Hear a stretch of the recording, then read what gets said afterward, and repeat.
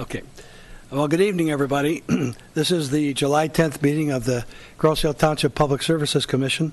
I'd like to call the meeting in order and start with the Pledge of Allegiance.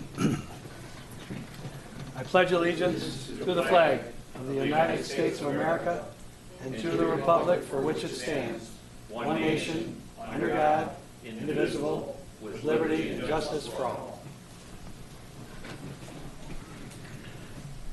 We have a number of people in the audience. I want to thank everybody for being here tonight. We have a special treat tonight.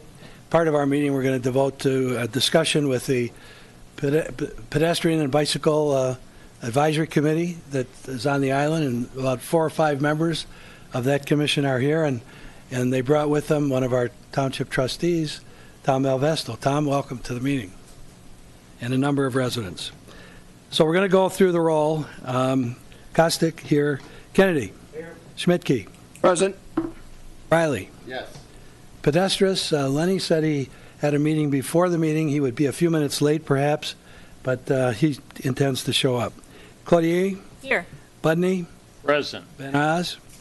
So we have a quorum, and meeting's in order. Next item is I'll entertain a motion to approve tonight's agenda. So moved. Support. Are there any additions, deletions, anybody's proposing? If not, all in favor indicate by saying aye. Aye. Aye. Next, we have approval of the minutes of our June 12th meeting. You've all had an opportunity to look at the minutes. Can I have a motion for approval? I would make a motion to approve the minutes of the June 12th meeting. Is there support? Support. Moved and supported. If there aren't any comments, all in favor of approval indicate by saying aye. Aye. Minutes are approved. Next, we have vouchers on pages 8 through 12 of your packet. Are there any questions? If not, I'd indicate a motion to approve the vouchers for the DPS activities. I move that the voucher 13742 to 13751 be approved. I will second that. Questions? If not, all in favor indicate by saying aye. Aye. Next, we have a statement of revenues and expenditures, primarily for our water and sewer funds and refuse funds. And if we aren't any questions, we'll just receive and file the statement of expenditures. None, we'll move ahead. Next, we have the Treasurer's Report for June of 2018. You all have a copy of the statement. And just call your attention to the fact that since we have people here looking at drainage, we have drain funds available to help people. And also our road improvement fund is down to $179,000. Are there any questions on the Treasurer's Report? If not, all in favor indicate by saying, oh, we need a motion. I would motion that we approve the Treasurer's Report. Support. I will second it. Schmidtke. All in favor indicate by saying aye. Aye. Next item is, we got through that fast, didn't we? For Yeah. everybody in the audience? We always usually do. One thing I just want to call to people's attention, since Ryan Welsh, who runs our wastewater treatment plant, won't be here tonight, but Lorinda's going to give her a brief report. One of the issues we're working on at our wastewater plant is a big project, an improvement, and it's called the Influent Bar Screen at the wastewater plant. And it's a problem. I'm just going to mention this because we have so many people in the audience. We're getting too many plastics coming into the plant. And the Influent screen is 40 feet down in the ground, and it's clogging up with plastics that don't dissolve, diapers and other things that don't dissolve like they're supposed to. And it's screwing up the whole works. So we have to look at some different method. Instead of people going down 8 flights of stairs into this wet well and tearing off this stuff off the equipment and carrying it up in pails. So we're going to look at some equipment that may cost as much as $750,000. It's because it's a shaft. But at any rate, that's what this commission's all about. Water, sewer, refuse, roads, garbage. We do all the good stuff here on the island. So we often, we're busy though. This is a busy commission. So Now it's time for public comment. Is there anybody that's here to talk about something that's not on the agenda? Right, so everybody's here to speak to an agenda item, so we'll move on. We don't have any action items tonight. We're going to skip the manager's report to move things along. And I have a personal dilemma here because I have 6 or so people that are here on drainage issues. And then we have the bike path, pedestrian bike path advisory committee here that we had planned to meet with for some time. So I think it'd be educational for all the people with drainage issues. If you don't mind sitting through our discussion, I think you'll find it interesting. I hope you will. And so unless there's an objection, I'm going to recommend that we move to allow the bike path committee discussion to go forward with our commission. And you'll find it interesting, I hope, because we have some handouts, and I have enough of them to hand out to everybody in the audience. So any objection to that? Any objection from the board? Okay, with that, what I'd like you to do, Brian Pollock is the chairman. Would you like to introduce your members or have them introduce themselves?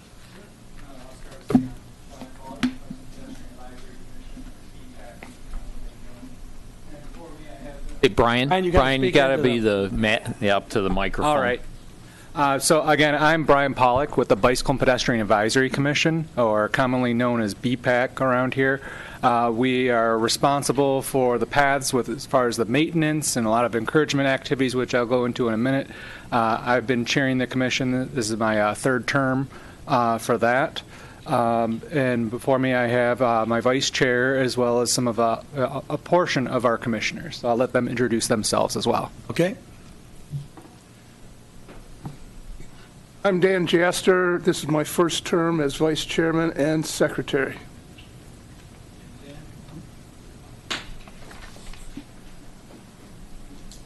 I'm Nicole Gall. This is my first term. Thank you. I'm Jenny Gatchell, and this is my first term also. Everybody knows this guy. Hi, John. Yes. Hello, I'm John Hennessy, and I can tell you we're not the only place that's having trouble with plastics at the wastewater treatment plant. Yeah. I know that.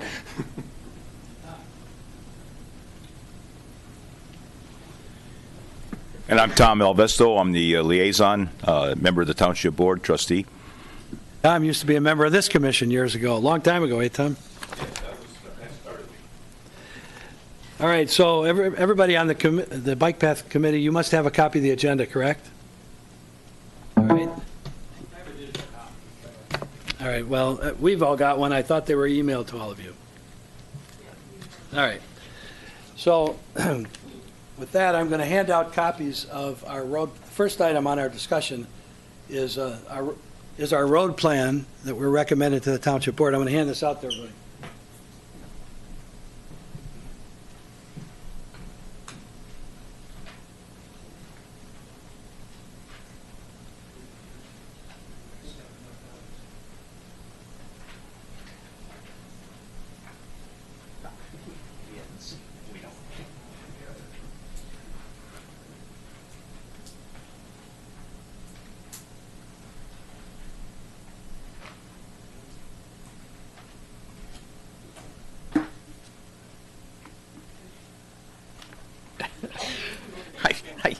There's so many, and I'll pull them out, put them in my briefcase, pull it out, put it someplace.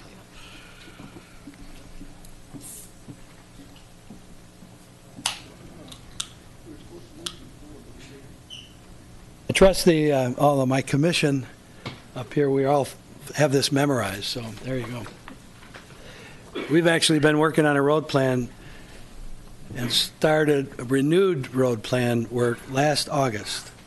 So it'll be 1 year, and every one of our meetings, we've devoted a good part of our meetings to a road plan, which we've now recommended to the Township Board. And the Township Board is placing on the ballot November 6th, at the November 6th, the gubernatorial election, proposal to levy 2 mil tax for 12 years. And that will raise approximately $1.2 million a year. Now, one of the things I want to say we've concluded before I start, we're a township. Cities own their own roads. Townships do not. So as a township, all our roads are under the jurisdiction of Wayne County. And think about Wayne County. We've studied Wayne County. We've looked at their one big issue that's not in the papers I just handed out is that they have what's called a 2018 needs study. I know Brian Pollock is familiar with the needs study process. And they can do about, it's got their top 100 projects for road improvements in this county.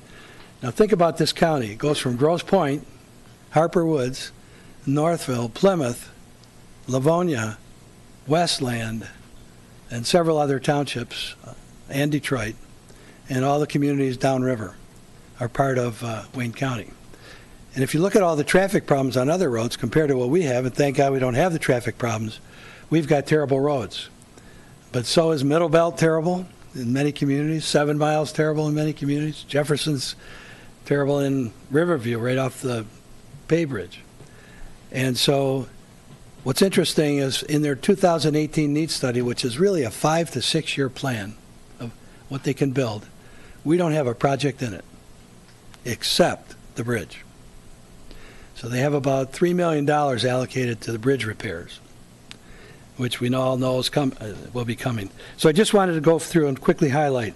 That's the background. So if we get approval this November, next year, our plan is in 2019 that we're going to resurface Church Road, rebuild it between Meridian and East River, and we're going to try to widen it 2 feet between the canal and East River Road. It's almost impossible to widen it from the canal to Meridian because it's of all the huge stately trees that would affect some property values in that area. But we're going to try to widen it 2 feet the other way. And then we would chip seal roads. We did a number of chip seal in 2015. We did about 5 or 6 miles. We would chip seal those roads again. In 2020, we would focus our attention on East River Road and all the bad sections of East River. A little over 3 miles of East River would be resurfaced. And we would finish the job on West River Road between Horse Mill and Church Road. This year with our water main project on West River Road from the wastewater plant, or basically from Parkway, from the county bridge to Church Road, it's going to be resurfaced. It's all torn up right now. I don't know if anybody's tried to drive it, but it's torn up with our water main project. In 2021, we would resurface Meridian Road for 3 to 4 miles, and basically from the Parkway towards Horse Mill, maybe a little beyond Horse Mill. We would also resurface Bellevue Road between Meridian and East River. In 2022, we would resurface Ferry Road between East River and the canal and undertake resurfacing projects, chip sealing, and other major repairs on sections of Park Lane, South Point, and Horse Mill. Now with this program, with the 2 mills for 12 years, to do all these projects up front, we would issue bonds in the second year so we could accomplish all this work up front, about $6.5 million worth of bonds. We'd retire that debt over the next 10 years, 12 years. But in addition to making the bond payments, we'd have about $350,000 a year for repairs on roads all over the township that aren't mentioned here. So it could be in neighborhood streets, but our focus is on the primary roads. So that's the road program, and I've shared some of this with Brian Pollock in the past, Brian, and so that's in part spurred the discussion of why we wanted to get together today. So the next item on the agenda is East River Road, and in our plan, we're just going to pave roads. But East River's already got sections. There's a paved shoulder. One of the things we talked about a year ago is the possibility of looking at trying to get a grant and leverage it if we have money in our road resurfacing program and it's wider than the normal 12-foot lanes, which it will be. Perhaps we could use some of that excess money we're spending on the road resurfacing to match a grant. Brian, I'll turn the floor over to you.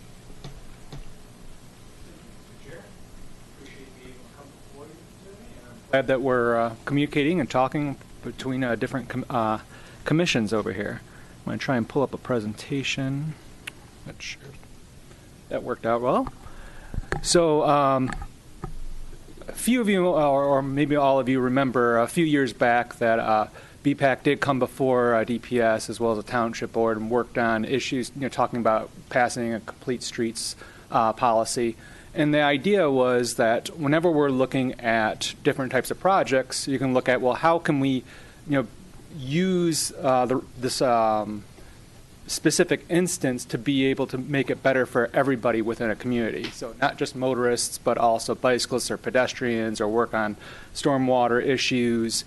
Basically, just get more bang for your buck. And it wasn't something that it was mandates that you do it. It's just just a good planning policy to make sure that we're not essentially leaving funds on the table because we didn't combine different projects together to leverage our assets. So I think this is great that we're coming here and talking before based on the roads millage. And Bill, I know you had mentioned about different options specifically for East River. So I just wanted to give an overview of our the highlights of our bicycle and pedestrian circulation plan, as well as a very, very quick overview of what we've been doing elsewhere within our commission. So. So as I mentioned, BPAC's responsibilities include the maintenance of the paths, which include the path sections themselves, the asphalt surfaces, as well as the bridges, doing enhancements along the path. So I've been coordinating with township manager as well as people that are interested in donating benches and figuring out locations for those, working out the details so that way it's easier on the DPS crews that are, we're very thankful are going out and mowing the path for mowing the grass next to the path for us, making it easier for them so they don't actually have to move around benches as part of the resource. So making sure that we're putting down a concrete surface underneath the benches so it's easier for maintenance activities. We worked with the Island Road Runners to install a drinking fountain just outside on Grow Road across from Township Hall. Recently, we've been talking with Rotary Club that they're looking to do some donations of bicycle fix-it stations. So basically, if you're along the path somewhere and you get a flat tire, if you're close to one of these bike fix-it stations, you can put your bike up on a rack and be able to use some of the tools that are over there in order to take off your front wheel and use a pump in order to actually fix your flat right there on the spot. And so there's a variety of different things you can do about that. But the idea is there's different enhancements that could be used to make the paths more enjoyable for everyone. Additionally, we've been working with education campaigns. So in the past, we've done Walk to School Day and Bike to School Day. We look forward to working with the school district on those again.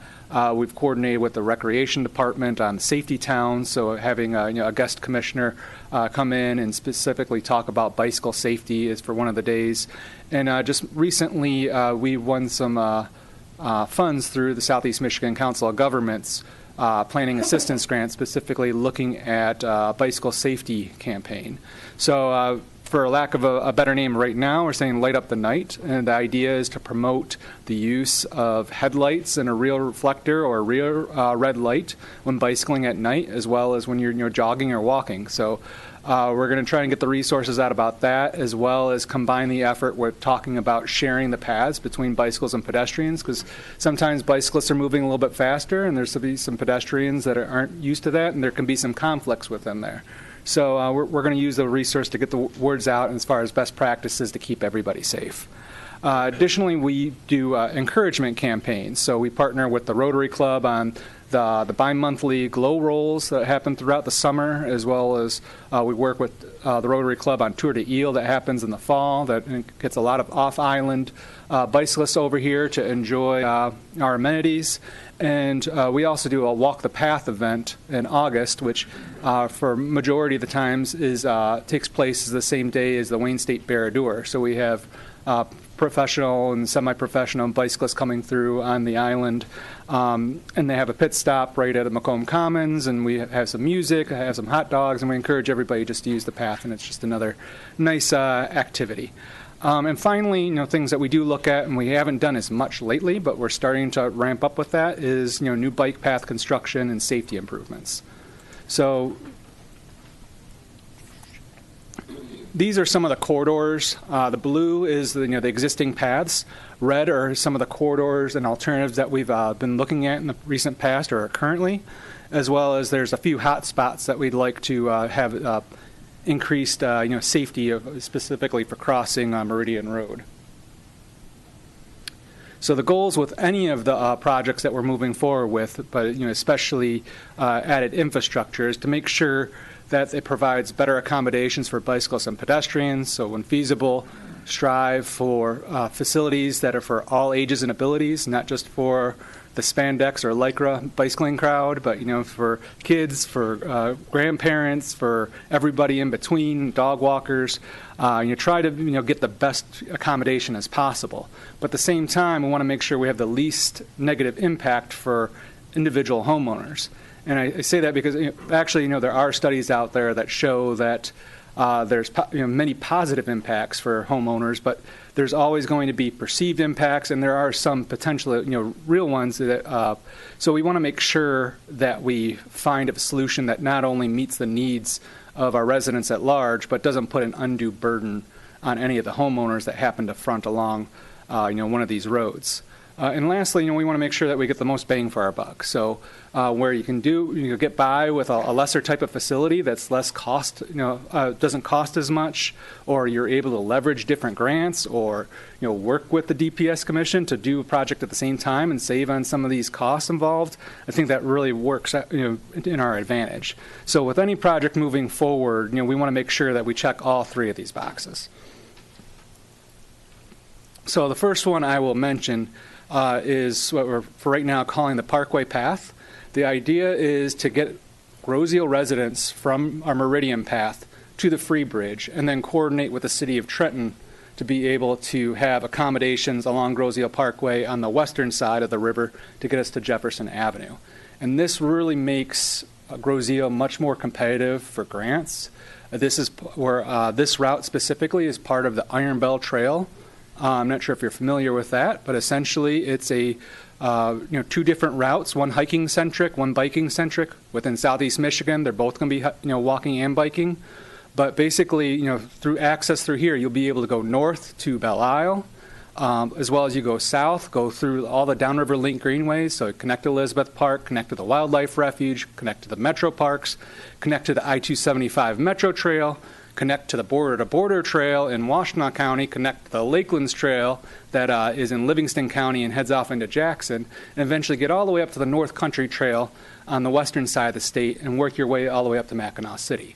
Additionally, from Detroit, from Belle Isle, be able to go north through Macomb County and Oakland County and go up to Flint and eventually meet Mackinac City again. And both these trails converge right there. And there's routes even in the UP. So basically, you're going from Belle Isle is one terminus on the southern end in Detroit, all the way to the Wisconsin border at Ironwood. So that's where we get the Iron Bell Trail name. So, I mean, that's a pretty exciting, long-term effort. Not everyone's going to be interested in doing that long route, but it's a great way to brand different facilities and get coalesce stakeholders together and leverage funds and build upon the system and make regional destinations. So again, locally for us, what's probably the most important is getting our residents across the river, be able to enjoy Elizabeth Park and be able to enjoy the Wildlife Refuge and some of the local stuff. Same way, get people across the border to enjoy the Groseal's aspects.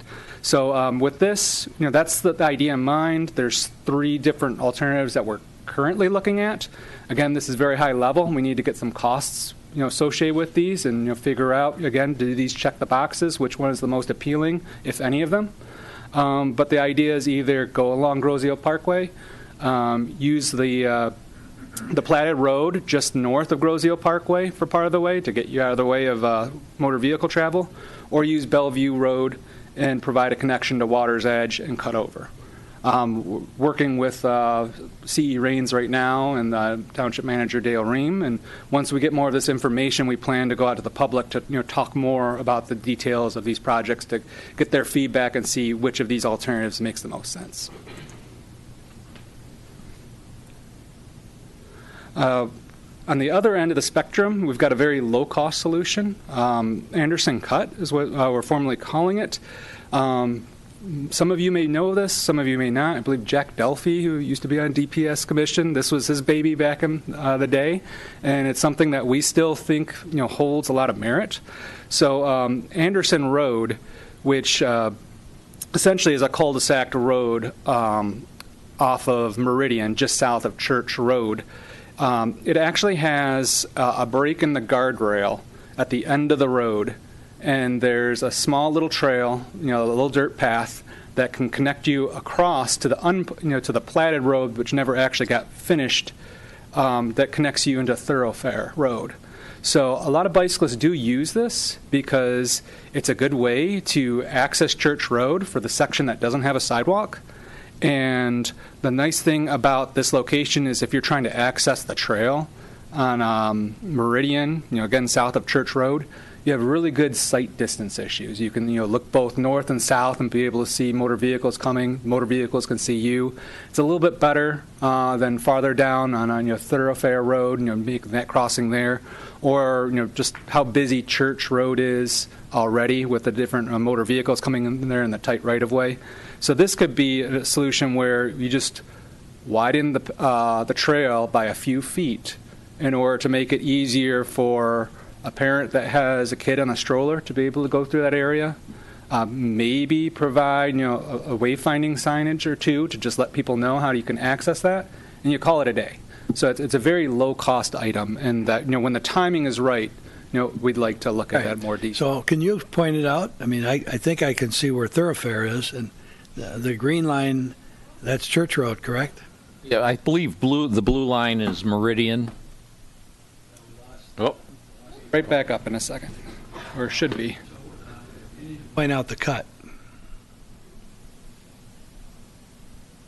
So, can you guys see it now? Okay, great. So the cut is this little yellow star on the bottom center of the screen here. So the road runs this way. It stops right here under the star.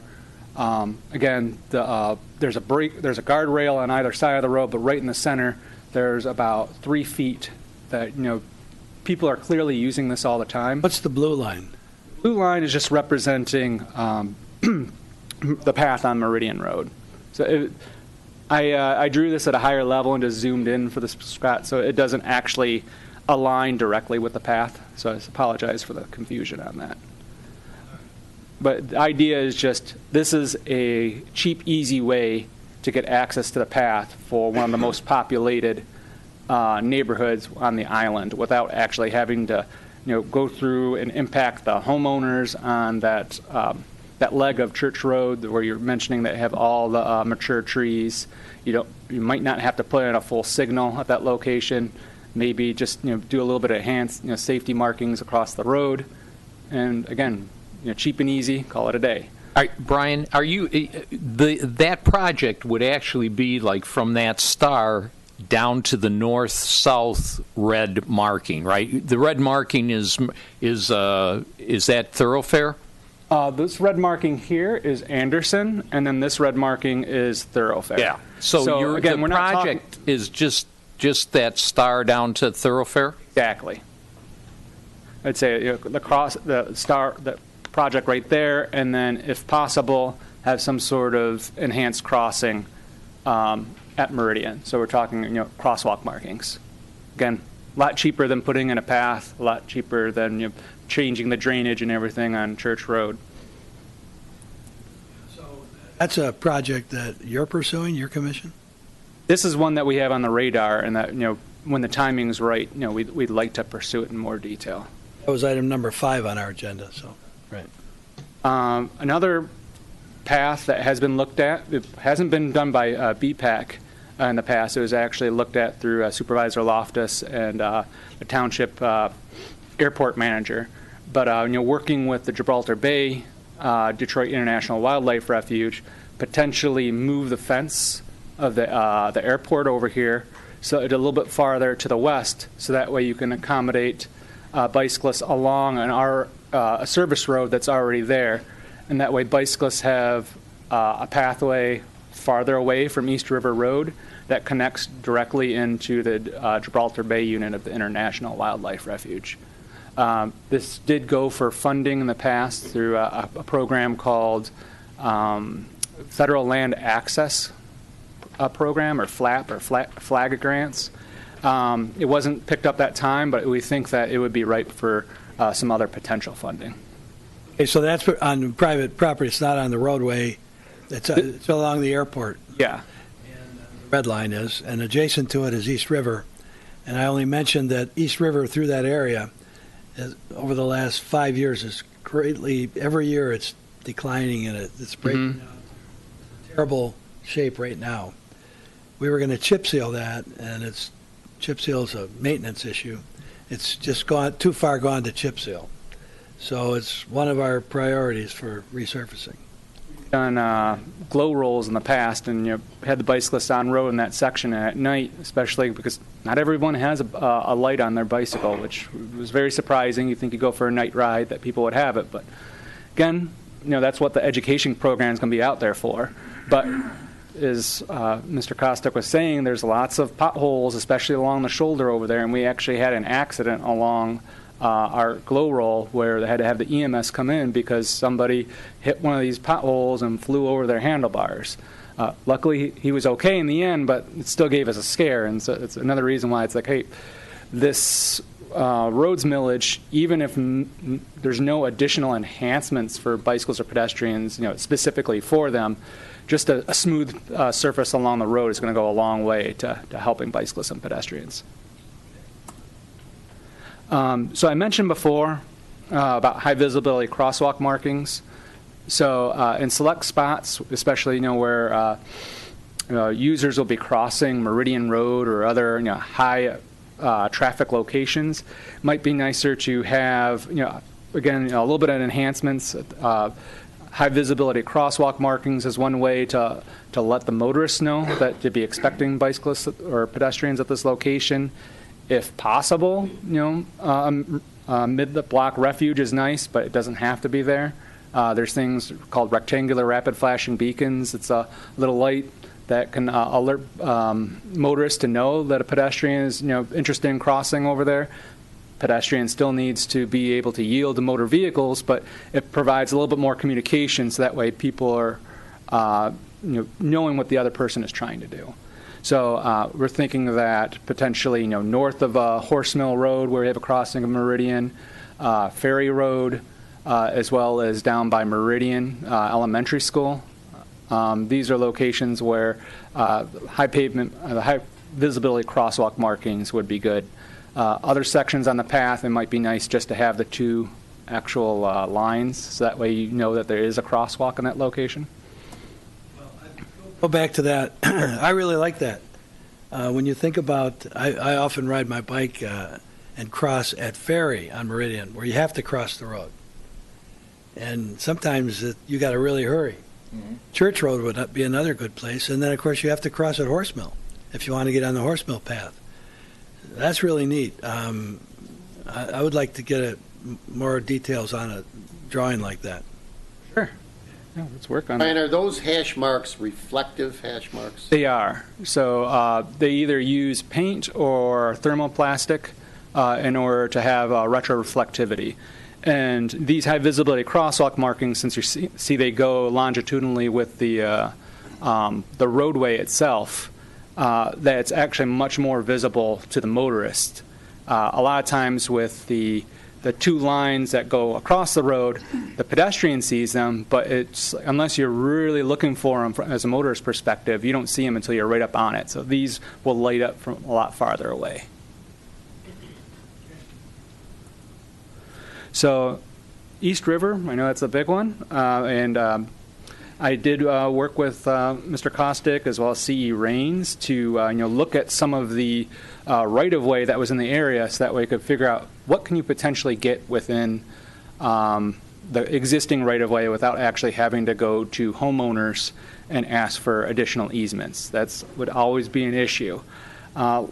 So looking at the parcel map that I was given, basically you have the location of the parcels, you don't actually have the road right-of-way, and so if you look at some locations like over here on East River Road between Ferry and Grays, we have parcels on both sides of the road. It's easier to delineate how much right-of-way you actually have. North of Ferry over here, you don't have that, so I'm taking guesses along the way. But looking at it, in general, right-of-way would not be the issue specifically for adding any sort of bicycle and pedestrian facility. We have between 60 to 80 feet. The current cross section is generally probably around like 30 or 33 feet for the actual road pavement. So there's lots of extra room there theoretically. The issue is, as we all know, is topography and things that are within the right of way.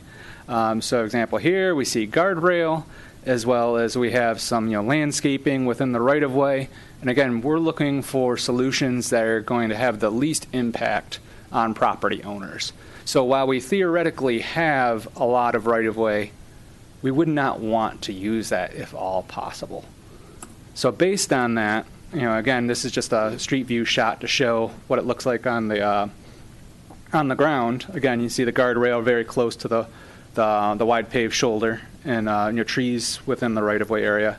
Again, we want to try and find something that is going to be part of the roadway itself, and stay nice and compact and not have an undue burden on property owners. So next part of this presentation are some potential treatments that potentially could work on East River. They may not. Potentially could work on West River, may not, or other roads. Again, these are just ideas out there. I don't want anyone to think that we are pushing one solution over another. This is just the realm of possibilities. They very well could have fatal flaws. So the first thing I want to talk about is just wide paved shoulders. We already have a wide paved shoulder out on East River in certain sections. Generally, I think it's about 2.5 or 3 feet. It's decent. It really helps out a lot. So if nothing else, if you're again able to pave a little bit of the shoulder that's already there, make it from a 2-foot shoulder to a 4-foot shoulder on either side of the road, or 3, cut the difference and be 3 feet, or whatever you can get, that's definitely going to help out. It's a little bit easier to implement because in the past, Wayne County Roads hasn't been too excited about on-road bicycling facilities. So again, if you call it a wide paved shoulder, they generally don't have a problem with it.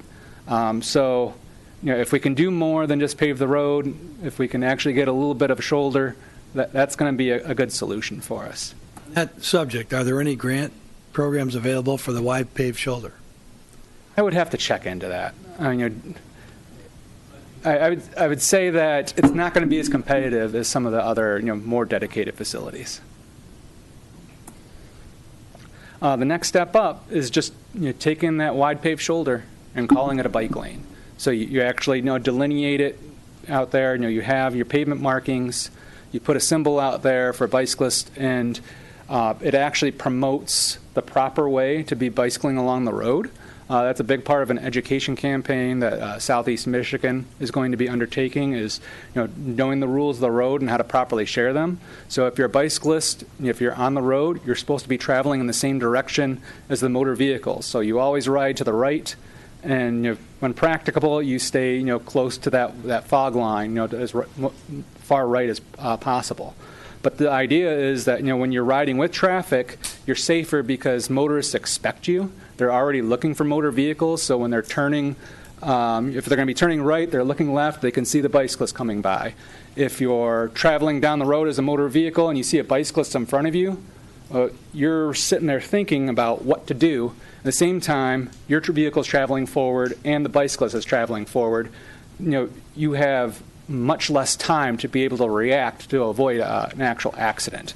If you're riding with traffic, the motorist sees the bicyclist and they can slow down and wait till it's actually safe to actually pass the bicyclist. And this happens, often on a Question I have is, how wide's the bike lane? Bike lane is 4 to 5 feet. And you'd want one on either side of the road. If you only get one, I do have a potential solution out there, is where you stripe it to be for one direction, and the other direction you put a shared lane marking, which I'll show you in a minute. So this is an example of a cross section where, again, working with potentially 35 feet of right of way in this location, where I did a measurement from using Google Earth, and it looked like there was again about 35 feet of right of way. I'm estimating that there's probably 13-foot travel lanes in that area.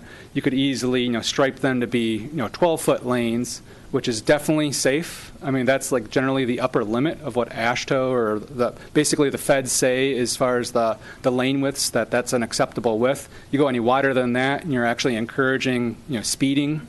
We're so there's proposing safety. 12-foot lanes. What's that? Yep. So you can easily, with a 35-foot cross section, be able to accommodate a 5-foot bike lane on either side. If you shrink down to 30 feet of right of way, you could do it by doing 10-foot lanes. Again, that's yeah. I just want to put it out there because again, the feds have said that there is no safety difference between a 10, 11, and 12-foot All lane. right, well, you can move on. So I just again, it's not a. Yeah, that's it. We're not going to do anything but 12-foot lanes, so that's... So another example, as you mentioned, well, what do you do if you can only get it, one bike lane in? Well, you can put a shared lane marking in the opposite direction. So, you have the shared space where it's a little bit easier for the bicyclist to keep up with traffic, and you have, a dedicated space where they might not be able to. So it's perfect in an area where you might have a little bit of a hill. You're going downhill, you got the shared lane marking. If you're going uphill, you've got the bike lane, that situation. An example of this is in Marysville, Michigan, where you can see over in this cross section here, they have the shared lane marking on one side of the road, and they have a wide paved shoulder that's a bike lane on the opposite side. And all else fails, again, if we don't have room for anything, you could put in a shared lane marking, and this is going to help promote to both motorists and bicyclists that we should be sharing the road, that they have the right to be there and to be expecting them. Another aspect that you can do is contraflow bike lanes. So this is a section where you have a one-way road, and you have one bike lane on one side. Actually, you're showing going in the same direction as motor vehicle traffic. Then you have a center median line, and you have the bike lane on the other side. And this is just a cross section to show it on a local road where it's one way for motor vehicles, but it's two-way for bicyclists. I should mention though that typically we do not want to see be promoting two-way to one-way road conversions. The trends within the nation is to actually take the one-way roads and turn them back to two-way. Because there is safety concerns with the one-way roads. Again, they're generally wider, so people actually drive faster on them, and so it kind of gets rid of some of the safety benefit. There's issues for circulation for motor vehicles. So this was an idea that I've heard from Mr. Kostick, from others within the community, and I just want to put it out there. It's an idea, but it's not something that we're specifically advocating. It's just one of the potential, tools in the toolbox that you could look at. But again, it should be heavily scrutinized. Don't think it would work for East River. Maybe for West River. Well, Brian, and I don't think it'll work for East River either. But we were approached 6 months ago. Remember Woody came to the meeting, and he said there's some residents on West River that might want it to go one way, northbound, but we would be open to them coming in to talk about it. But one of the issues on West River, I mean, right now it's unsafe to walk during the day because of all the potholes. I mean, it's very bad. When we get done with the water main project, and if we are successful in our road millage, it'll be resurfaced and have a nice smooth surface. We don't have any right-of-way there. The road's not built where the right-of-way was, 100 years ago. It's not built in the center line of the right-of-way, so it'll meander all over. But at any rate, just paving it will give people safety. You can ride a bike safety on it during the day. I mean, riding a bike on West River at night or East River right now would take your life in your own hands, I guess. You would. Anyway, continue.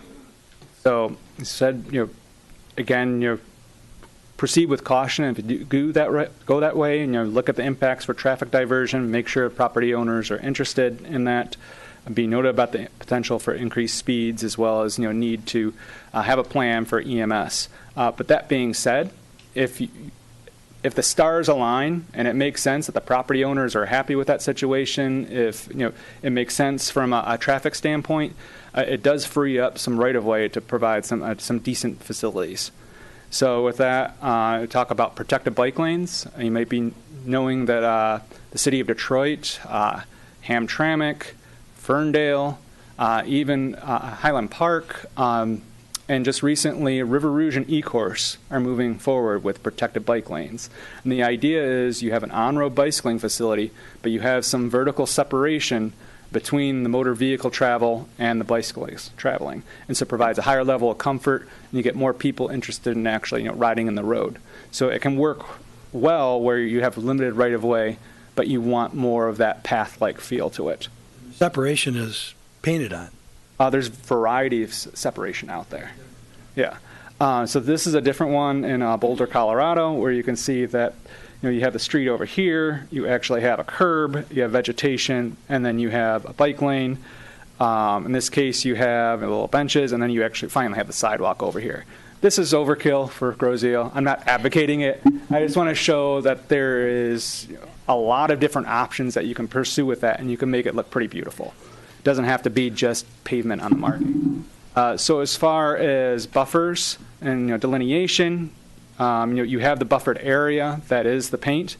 If there is nothing else, it's called a buffered bike lane, and you do see these across Southeast Michigan too. The only difference is if you have parking on the street, which we don't on any of our roads, the parking would have to be closer to the curb with a buffered bike lane. But for separated bike lanes, you can use parking stops. You can use flexible delineator posts, commonly known as bollards. You can use planters and put in flowers, as well as for high-speed locations, you could put in concrete barriers. So there's a lot of different things available that you can put in there. It's not just a one-size-fits-all approach. So with that, looking at separated bike lanes, you could have one-way travel. You could have a buffer area, and you could have a two-way separated bike lane on one side of the road. And that gives you the most path-like feel for a river road like West River, where you don't have a lot of curb cuts. A two-way protected bike lane might work. This is another example of one in St. Paul, Minnesota. Last thing I want to mention as far as within the toolbox is something called an advisory shoulder or advisory bike lanes. Essentially, this is a two-way road. This is a little bit more of an experimental idea. I've seen it in Grand Rapids. I've seen it in other parts of the nation. I haven't seen it so much in Michigan. I'm not advocating it, just saying that it is a tool out there. It works similar to shared lane markings, but essentially it shows the shoulder or the bike lane, which can be used for bicyclists and pedestrians in most cases. And then when there's oncoming traffic, which is very limited on the roads that it's applied, you don't want to put this on Meridian or even East River for that matter. But on some of the lower volume roadways, they just sort of wait for the vehicle to pass. They move over to the side, and then eventually, once that vehicle clears, then they can go through and use the center again. So this is just a screenshot of what one looks like from a motorist perspective. So the last thing I want to mention is that we do have a website that we're building, and we're trying to show much more of our planning efforts. So in the future, I'll provide a link to that, but it'll talk about, show our maps, the existing facilities, our planned facilities, as well as where we fit within the whole region, as well as talked about some of our upcoming programs and projects. So this concludes my report. Thank you. So I'd like to turn to our commission. Anybody have any comments or questions or things you'd like to throw out? I got one thing to say, that there's two members sitting on this commission that had an awful lot to do with the bike paths on Grosseal. That's John Riley and myself. He started when he was the treasurer. He got the money. I was on the road committee, and I was one of the ones that helped design where it was going to go. Congratulations. Thank you for that. I didn't know that. But it went nowhere then, and it still goes nowhere. And that's just a political statement. It has nothing to do with reality, because the bike path is a very, very enjoyable thing. So never be upset and detoured if someone uses a political explanation. The bike path goes nowhere, because it started out as a mile or 2 miles, and it's what, 15 miles now?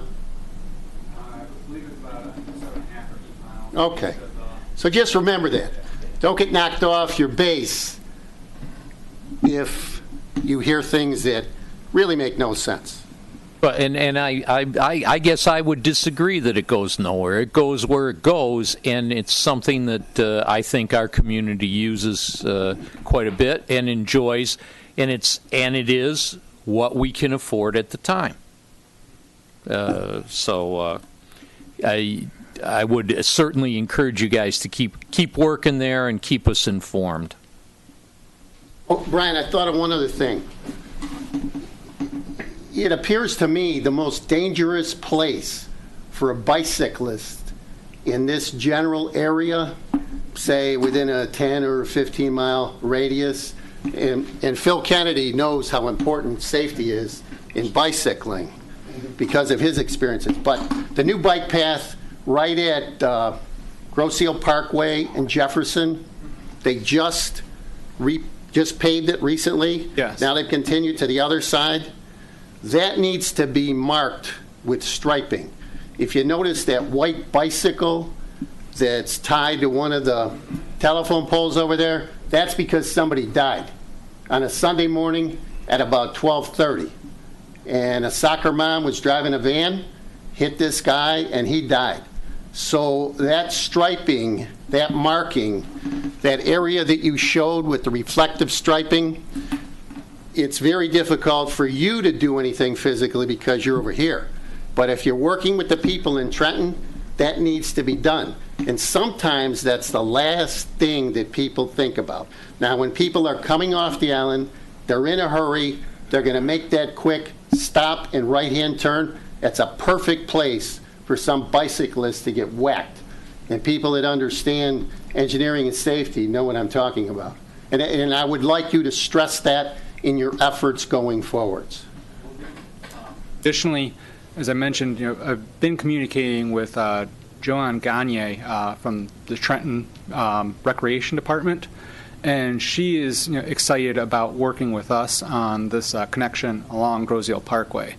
And I've also talked with DTE Energy. The plant manager actually lives on Grosse Ile, and I mentioned to him about the potential of using some of the right-of-way along the road on the south side of Grosse Ile Parkway, and he was just ecstatic. He was like, wow, let's do the exact same thing over on our north side of our property as we did on the west side along Jefferson. So they would like to see a shared use path along the south side of Grosse Ile Parkway. And so as part of our effort with the Parkway path that I mentioned earlier on our end, we're trying to figure out how to get everybody over to the south side of the Free Bridge, so that way it's a continuous pathway, and that way you're out of the road and you don't have to deal with that right-turning vehicles as much, especially from the Grosse Ile's perspective.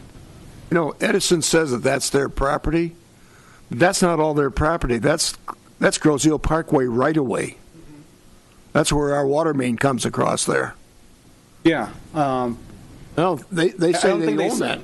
I haven't heard them say that they specifically own it. They could have said that in passing. I just know that I asked him if it was a possibility, and he was excited about it. Parkway, when they laid out Grosse Ile Parkway and Meridian, they were laid out as double highways, and they have very wide right-of-ways. Oh, are there other comments, Phil? Yeah, I'd like to comment on the East River project, because we're putting forth this bond proposal for November. And when we talk about a 24-foot wide road, if we're going to include a bike path of some sort along with it, going to 35 feet, that needs to be known early on. And unfortunately, we're on a real shoestring budget asking for the 2 mills. We're barely going to be able to keep up with the projects we proposed.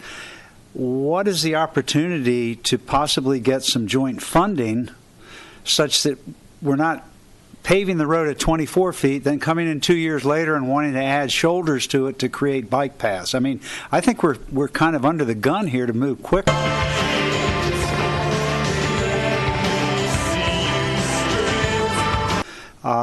But I think it's something that we're going to have to move quickly on if we're going to move jointly. Yeah, there's funding through the federal government that comes to the state of Michigan as well as Southeast Michigan called the Transportation Alternatives Program, or TAP Right. funds.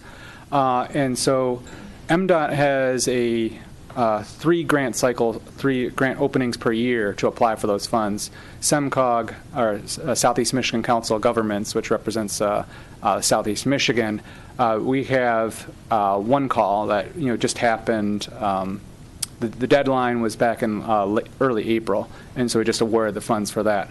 The best chance to do is to get our ideas set, move forward with MDOT, get the project in the pipeline. They could potentially give us a conditional commitment for, I believe it was fiscal year, looking for 2020 that you were looking to do that. And so if it aligns with the different fiscal years, we might be able to get some funding for that. Because I don't see us being able to do that on our funds. In other words, to go 10 feet wider on the length of East River. I mean, we just don't have the money. Yeah. But I don't want to see it go by the wayside because we didn't get the check in the mail in time or get our request in. And I know generally along East River that you have a little bit of pavement outside of the actual travel lane. So you have the 12-foot lane, you have a white stripe for the edge line, and then you might have 1 or 2 feet already over there, and then in some good sections we have 3 or 4 feet. So I don't know what you've applied for with the funds, if you did have a paved shoulder in part of it already, but I think we would talking do about an the entire small paved shoulder. But that's what I was talking about, that we could probably use that 3 or 4 3-foot paved shoulder as part of our match for any grant. Mm-hmm. If we do get approval, Phil, I think we'll ask Brian to sit down with us and the engineers when we work towards the design. If we get approval of our Yeah. millage proposal for the roads. Okay? It's a good point. And what about grants? Are there grants available for these bike paths? Mm-hmm. So first one is what I mentioned with the Transportation Alternatives Program. They have, through Southeast Michigan, $5 million per year, plus the state of Michigan has $17 million per year. Natural Resources Trust Fund, through the state of Michigan, they have funds available for more recreational side stuff. So if we're talking about actual paths and sidewalks, those potentials, that could be eligible from that standpoint. They're less interested in the bike lanes and stuff along the roads itself, more about the connections between parks. There's also Recreation Passport, Wayne County. Oh, there's grants. Yep. So my point would be, I think, if we get approval in November, we would sit down with you, but I would assume your commission would go after the grant to work with us, right? Yeah, I'm thinking that it definitely need to be a partnership because we don't know everything about the project, and we probably need township. We'd probably have a better stuff on chance board, but if it was a partnership of a grant. Anything else from this table?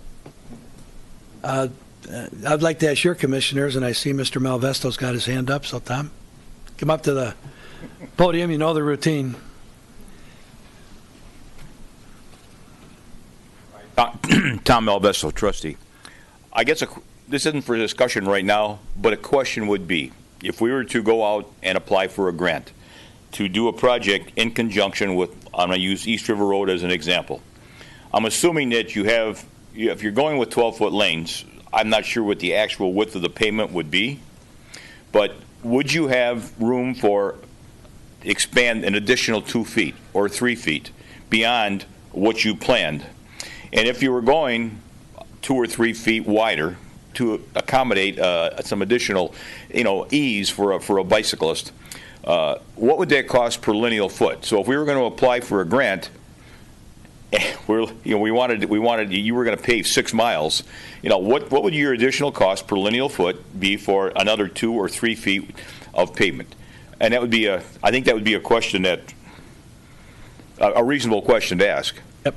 And I can't tell you what that. No, I know, and I'm not It's- asking, I don't expect an answer right now. I'm just saying that then if there was a grant that we could apply for, Yes. that would work in conjunction with what the DPS is doing, and we would know that our cost was, let's say, $20 per linear foot for 5 miles. You know, we'd have some idea how much we have to apply for in a grant, because I'm sure there would be some matching funds required.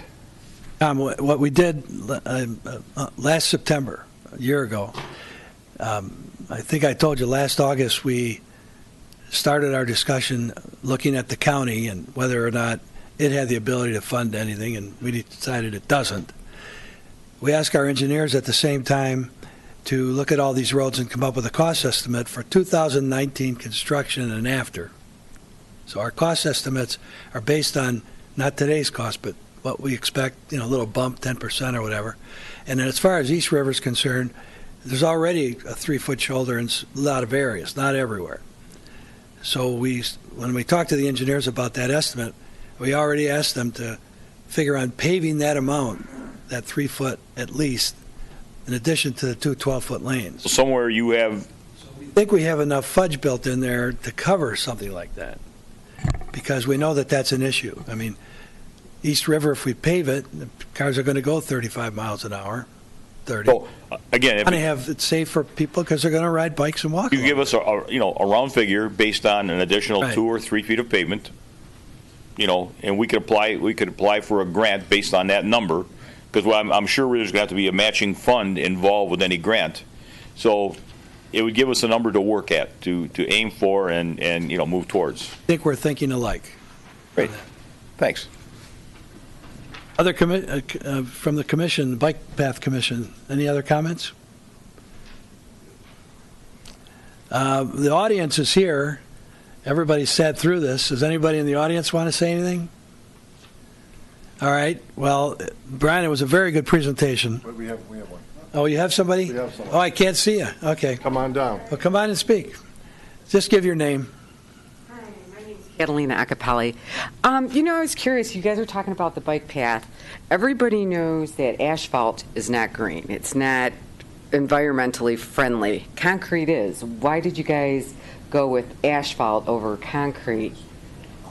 And if they do put a bike path in, shouldn't they have like a barrier so somebody doesn't get killed? Oh, that's always nice if you have the room. Yes, I mean, couldn't they put the bike path in after they put the road in? If they put a concrete barrier, attached it to that road, and then put the bike path in, afterthought?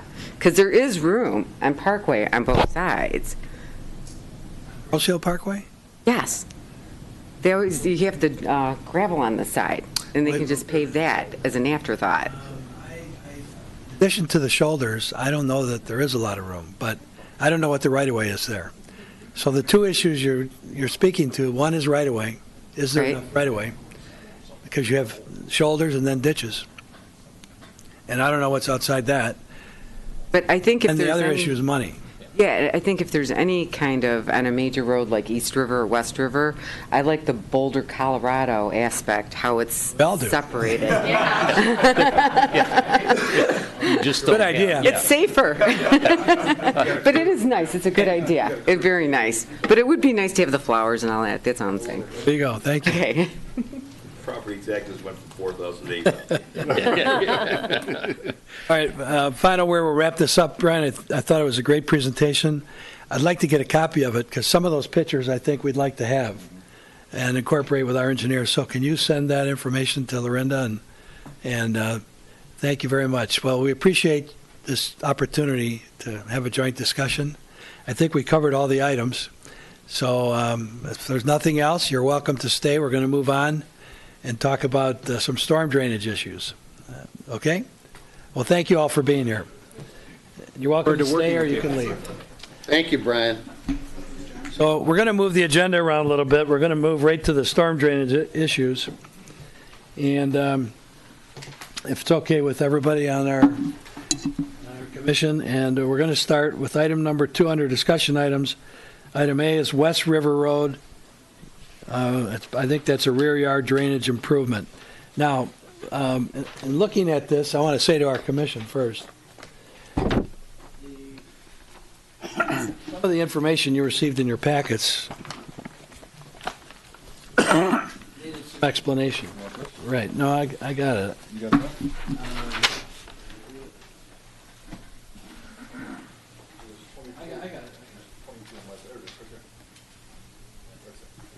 All right, Lorinda, can you put this up on the screen a little bit? This one, and I have copies for the commission with a little bit more clarity here.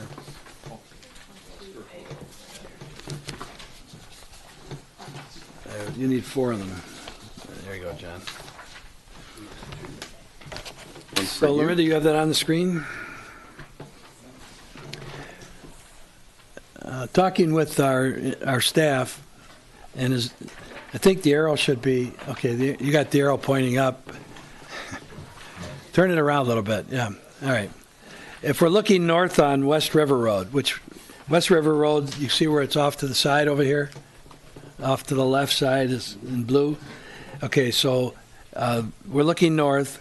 What happens is on the rear of these properties, and there are property owners here tonight to talk to it, all this drainage comes along and where it shows the shed, and it approaches a couple of residences at 22294 West River, 22305 West River, and runs across their properties, and with heavy rains, it really creates a flooding problem.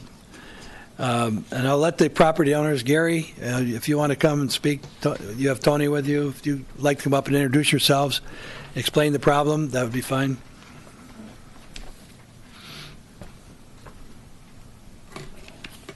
My name is Gary Pachota. I live at 22305 West River. And what I came to the meeting you had about the water main and the sewer project. And I've had this drainage problem for a number of years. We moved there in 2000. And I thought maybe this was a time, being that project was going to happen, that if there was a potential solution, it'd be a good time to tie both things together, if that was a possibility. So I had talked to Lorinda and John, and they came out, and I didn't realize that they took this elaborate effort to come up with a solution. So, so we really appreciate that.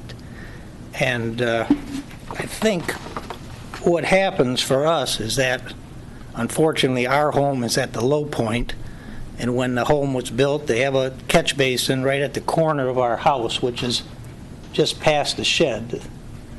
And that catch basin runs into the storm drain and goes out to the road. There's a big valley that meets where my home is, and we catch a lot of storm water from multiple houses going towards Lakewood, and it all runs there. And I just brought a picture that I think the only way I can show you is to let you each look at it, right? Well, Lorinda, would you help him show it on the screen? Put both of them on the same time, Lorinda?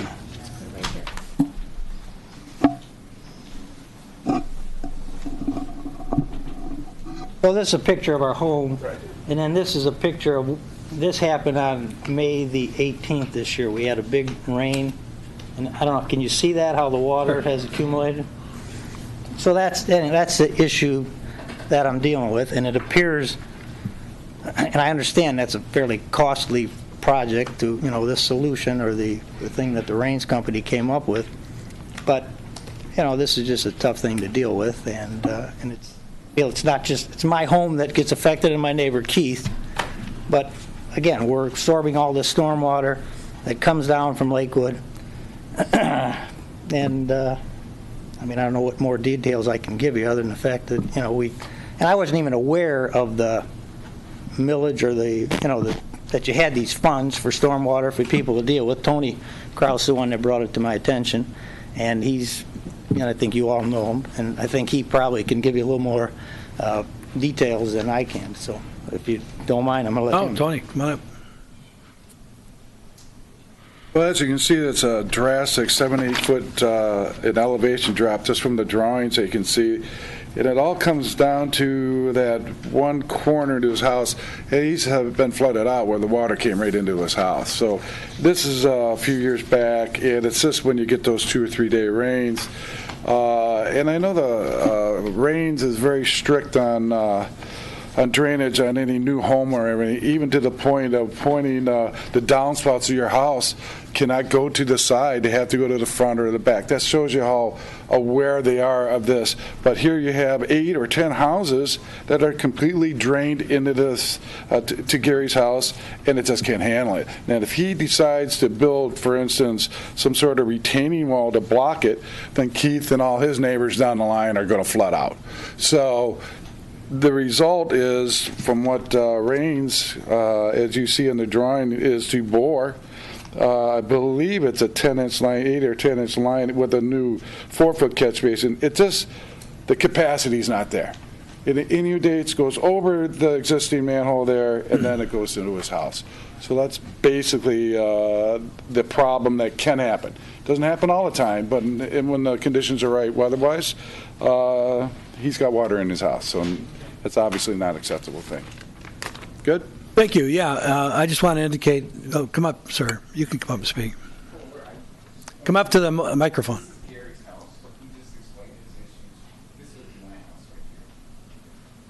Okay. So you live at 22294? I live at 22295. It's a mistake on the drawing. It's actually... Oh, okay, 22295, okay. Is that working? Yes. Okay, so this is my house. And this is my shed, and this is my backyard. You speak into the mic, sir? Yes. Sorry. We can follow it.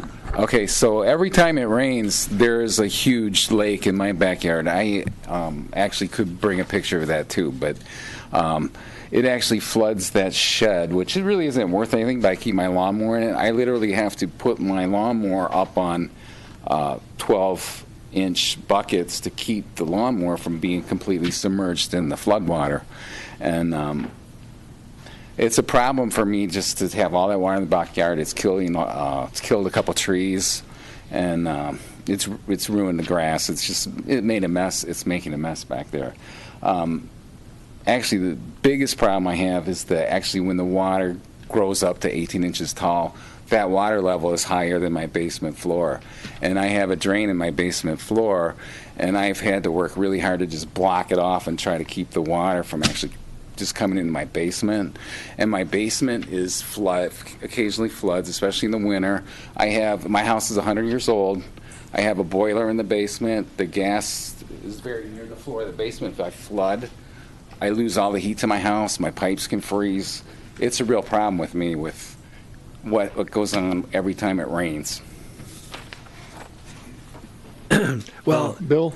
Yes, Les. I'm very familiar with this problem. When I was still employed, I was asked to go over to Mr. Pachota's house and see if we could kind of solve some of the problems that he had because his house was flooded. And we're talking 10 some years ago.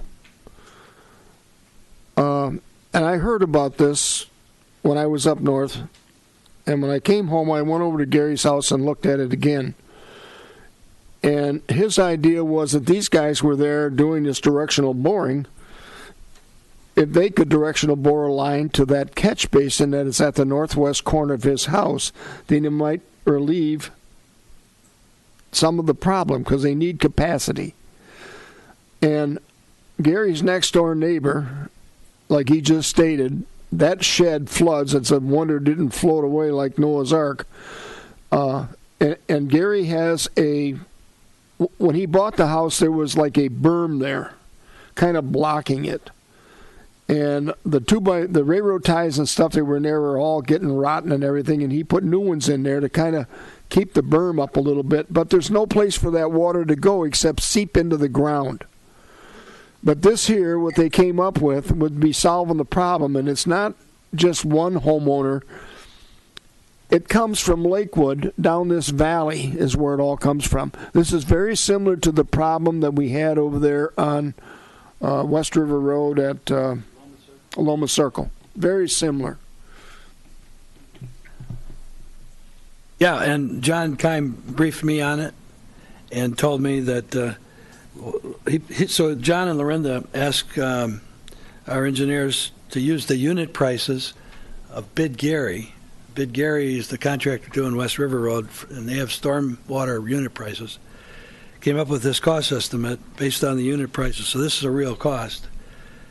And it was suggested that this could be done by a change order, because we've got storm drainage work going on West River Road. We want to solve the drainage problems. And the suggestion, I think, of staff, Lorinda, is that we would just issue a change order. We have the money in the budget, and correct this problem. Well, I think we should go forth with this and correct the problem because, like I said, I was over there in either 2008 or 2007 when I was still working, and I can't believe that this problem has gotten worse and gone on this long. Comments? Go ahead. Maybe I misunderstood or didn't hear you right. Did you, Mr. Kraus, did you make mention that you felt the 10-inch would be totally insufficient, or did I just misunderstand? Tony, can you speak? Oh, Tony, come up to the mic, please. Existing. Okay, so this would be a secondary line and a bigger manhole. So it was all about capacity. Okay. So it was filling up and then couldn't take it fast enough, and then into his house it goes. Right. So by this new line, there'll be two ways out. There'll be two ways and out. Okay. The new line will even be bigger than what the existing one is. Okay. So between the two should solve the problem, and Right. a bigger manhole to catch it Okay. all. I just wanted clarification of that. Other questions? I was led to believe that, from John, basically, in the field, that this drainage comes, as Les just said, from several homes from Lakewood. Right, Les? Right. It's a big issue. V-shaped swale that comes down. So my suggestion, I've been briefed on this now for a couple of weeks, so it's not new to me, but it's new to the commission. My suggestion is we just approve this and adopt a motion to recommend the change order number 2 for the project and just move forward with it. There's money's there. Ted? Yep. Money's there to do this. Do we know what's going to cost? We have the cost estimate. Yeah. $51,850, based on the unit prices that Gary bid for similar work. So I move to, I would make the motion to do the change order and The amount of $51,850. Based on $51,850. bid Gary's bid, based on the unit prices as bid already. My words exactly. Is there support? I will second that motion. And moved and supported that we move ahead with this West River Road, we're calling it a rear yard drainage improvement, that would go all the way to West River Road and in the new ditch that's being built on West River Road out to the Trenton Channel. Is there any further questions or discussion? I had a question for Les. Do you think 10's enough? 10, it's 8. It could be 12-inch too, but then that's going to add more to the cost. Well, let's But it depends talk on what- about that now. It depends on what they're going to put in there. They might even grab some of the extra water main they got laying around. It's 12-inch. That would work. I'm for bigger. You don't want to do it twice. If we try and guess how much rain is going to fall next week, I'll be wrong. I don't know about you guys, but I'll be wrong. So I say go bigger. And if that stuff is laying around, what's the incremental additional cost? All right, we don't know if it's laying around, so why don't we do this? Why don't we ask the engineers, it's based on a 10-inch design, why don't we ask them to re-examine 10 or 12-inch? Sure. How's that? That's part of this. That's going to be HDB pipe, not concrete. It's going to be plastic. Yeah. Okay? So that'll be around for a while. Yes. Where does that drain to? It's going to drain in. Well, there's a catch basin in front of his house, but this here is going to come down and go into another sewer and then out to the river. That it's going to be part of, they're re-ditching that whole area out there. It's going to go into the new outfall along West River Road that's already designed. Okay. Any other questions? Any other comments? If not, I'll entertain them. Okay, so we have the motion from Jim Budney, support by Les. All in favor indicate by saying aye. Aye. Aye, but I've got one question. One more question. Sorry, what? Go ahead, Les. Phil pointed this out, number 5, they got 8-inch PVC scheduled 40 in there. You're talking about 32 feet.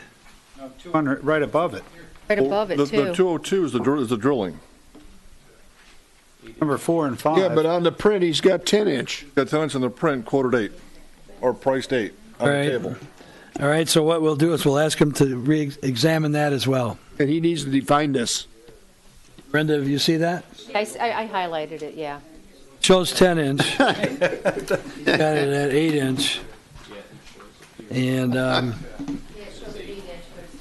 and then we're also going to ask him to look at 12-inch, make sure it's enough.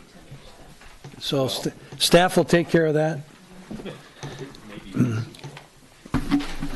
All right, so we've already approved the motion. Okay? Yeah. We'll consider that. Clarification. Yeah.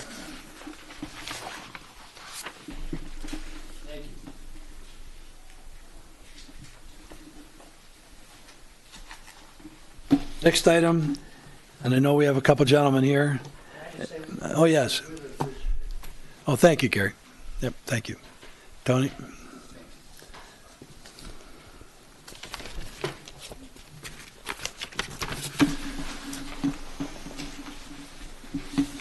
We have a big packet here, a lot of paperwork here today, so bear with us. Next item is Frenchman's Creek cleaning.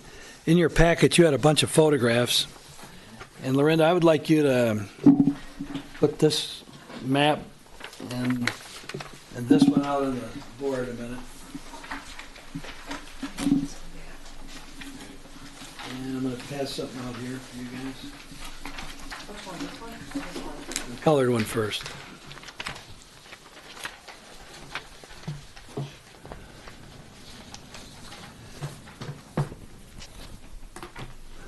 This is a request from Hawthorne Condominiums, and I know that we have the Vice President here, Gary Latendresse. Gary, you'd like to come up to the podium? And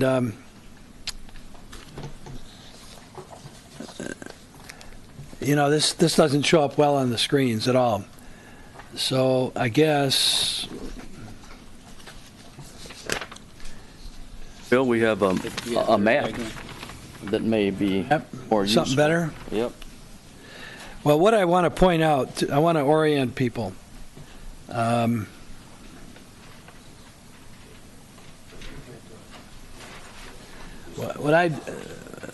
that show the school? I think it's a little, it'll fit better on there. Well, let's go, Lorinda, go back to the drawing. I want to point out the school. I want everybody to be oriented where we are. I want everybody to be oriented where we are here. Okay, Lorinda, she's showing you where the school is. That is Meridian Elementary School, and it goes all the way back, show to their ball fields. Okay, where that pencil is, and you can see behind it are some of the condominiums from Hawthorne. All right, and I walked the property with Mr. Latendresse this morning to get a feel for what we're talking about. Basically, he sent us a bunch of photos, and he's talking about a ditch or a drain cleanout where the drain is overloaded with trees and doesn't function properly. So you want to explain it, Gary, what your request is? Sure. The problem starts with a retention pond that is straddles between Hawthorne Woods, where Mr. David Goodwin is a board member. That pond would be to his west. Hawthorne Place, where I'm on the board, is to the that pond would be to the east of us. And it's a pretty good size, not the biggest, but it is the second largest pond. There, it runs behind our Building 10, and then there is a culvert that goes underground. It seems to be, 12, 14, maybe 14 inches, 16 inches? Like a 12-inch, maybe. 12-inch. and goes underground, and then it opens up into essentially a very clogged and unrefined area. The photos that I submitted were taken before the vegetation perked up. I think they were taken in late April and early May, and it was pretty clear that you could see a lot of reeds. In one case, a tree about that big in diameter laying across this culvert or this drainage area. When Bill and I went there this morning, I was pretty stunned because you really couldn't see anything. The vegetation is so heavy. And it runs for pretty much the width of the Meridian property and pretty much the entire north to south distance of Hawthorne Place condos, and their property pretty much stops at the culvert.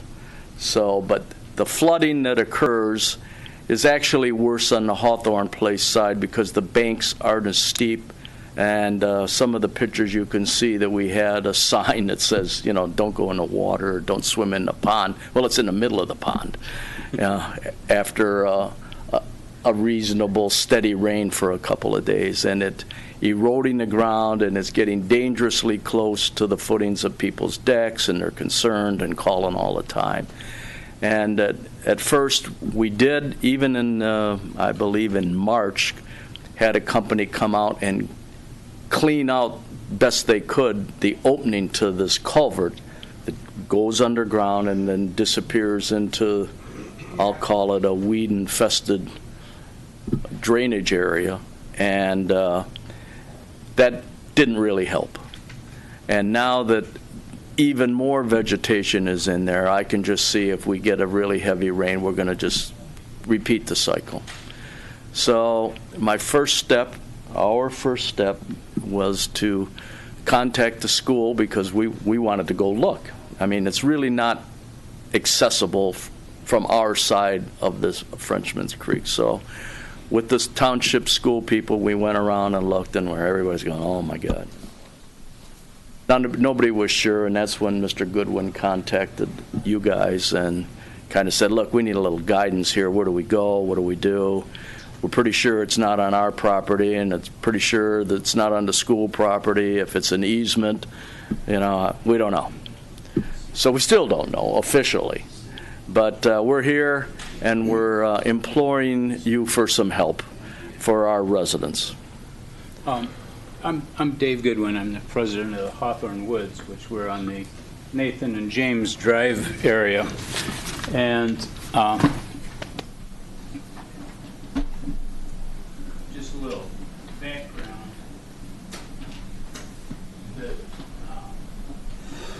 Originally, Frenchman's Creek came downriver and went straight across the playground, where the playground is now.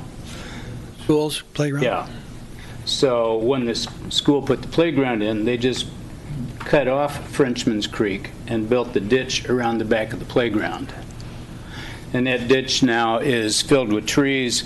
Several places the trees start on one side of the bank, go horizontally to the other side and up. There's 2 or 3 spots where there's a live tree doing that. So whenever the water comes up above the area below the tree, it obviously blocks it. So we think we're having backyard drainage problems, that yards are flooding back here. There's an electric box in a backyard right here that gets surrounded by water whenever the water comes up. But the backyards flood here constantly. And then the ponds are up in this area, which we're on. The Hawthorne Woods properties are on this side of the pond, and Hawthorne Place is on the other side of the large pond. And then Hawthorne Place has the smaller pond further to the west and south there. But especially in the spring, and again, whenever there's heavy rain, it just backs up there, and we're thinking it's because of all the blockage in the school ditch, the ditch behind the school on the playground. Yeah, well, if you, it's difficult with the aerial photos we have here for the commission to look at this, but the one that I handed out with the little pink mark on it, that's where the improvement would go. But if you look at the back of the soccer fields behind the school, you see it's all wooded. And it's all wooded in the direction that would be south to the newspaper, or the paper that I gave you to the bottom, I guess where it says Google. And it continues to be wooded. What we don't know is we're going to have to send our engineers out to try to see where the ditch is, and are we going to cause a problem downstream too? In other words, this might be more of a clean out than we think. It might not just be that area that you're talking about behind the school. It might involve more clean out to where the Frenchman's Creek really goes, the direction it really takes. Because it goes on down to Grow Road. Yes. And then becomes the open creek there. So I guess when I was out there this morning, my only thought on it is, I'm sure we want to try to help you if we can. I think what we should do, this is a very difficult time to go and send a survey crew out to go try to establish, and maybe Les has some comment on this, but to try to establish the actual route that the drain takes and to see how overgrown it all is. Our initial thought, we can give you some relief. Our initial thought was there's like 3 tree trunks that are going horizontally across the level of the water. And if those 3 trees could come out, it might make a big difference. Well, it depends on the depth you're dealing with and everything else. Couldn't even see them today. Couldn't get to them. Water goes over and around under tree trunks, but that's to be looked at. So without knowing what we're up against, I think the only action this commission, my suggestion is to the commission, would be to ask our engineers to go out and do a survey of the area and come back with a report on what their findings are of what address your issue, and then look downstream what we'd have to do to improve the drain. And we're talking about a drain clean out is what we're talking about. We did one near Park Lane Elementary School 10 years ago, Jim? Yeah, probably. Not that long ago, but made a huge improvement for them. Rucker and Lake, we did something. I don't know that there's any residences along Frenchman's Creek from there down to Grow Road, except maybe around the cemetery. Oh, I'm not worried about residences. I'm worried about all that open land, that tree area we got to get through. So we really need to go and see what we're up against and come back with some kind of report. And right now, it'd be very difficult. I mean, it'd be a huge job to go and try to take grade shots at the bottom of that ditch, as overgrown it is. It might, if we did an improvement there, in my mind, you should be talking December, January to do the improvement, actually. And that probably meets your goals to get it done before next spring, if something's to be done there. Hey, Bill? Yes. So Ohio has some history on this project back there, because when that property was deeded from the airport to the recreation department, there was some surveys done, and so Ohio was involved in that, and so was the DEQ, and so was the government, because some of that has been designated back behind those soccer field as wetlands. So he has some history.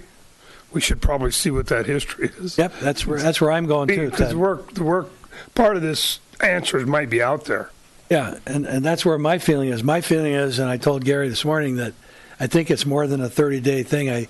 I'd like to see the commission adopt a resolution to ask our engineers to take a look at this problem and the outfall on Frenchman's Creek, get Sohail's input, and come back with a report at our September meeting. That's kind of where my head's at. I think that's smart. I think we need to do that. Yeah, we need to know what we're talking about. So, I have a question. This is not where the big ponds are at, is it? It's not the big. It's not the big pond. The one that's east of it. It's east. Well, no, I think last year it's the one that you don't. This is where the ponds are at, correct? Well, that's hard for me to see, but I can show you right here. Unless it's the one you can't see. That's all of them. It's the one you don't know is there. Big lake. Okay. That's north. This is south. The pond we're talking about right. This is our property line, all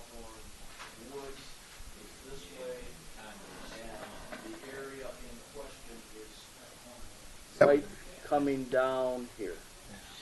Okay, that's what I could just barely see this pink marker on here. Hard to see on the photo at satellite shot. Actually, that all comes from over on Parkway. You're right. That drain comes all the way from Parkway, comes underneath Bellevue, comes underneath Manchester, comes underneath Meridian. A lot of it comes from the Meridian Woods across from Meridian School, goes up and under Meridian and back down Frenchman's. Actually, I think originally the drainage from the woods across from Meridian School were supposed to come straight across Meridian Road, but there was no culvert put through, so it has to go north to come Frenchman's Creek south. is laid out like my fingers.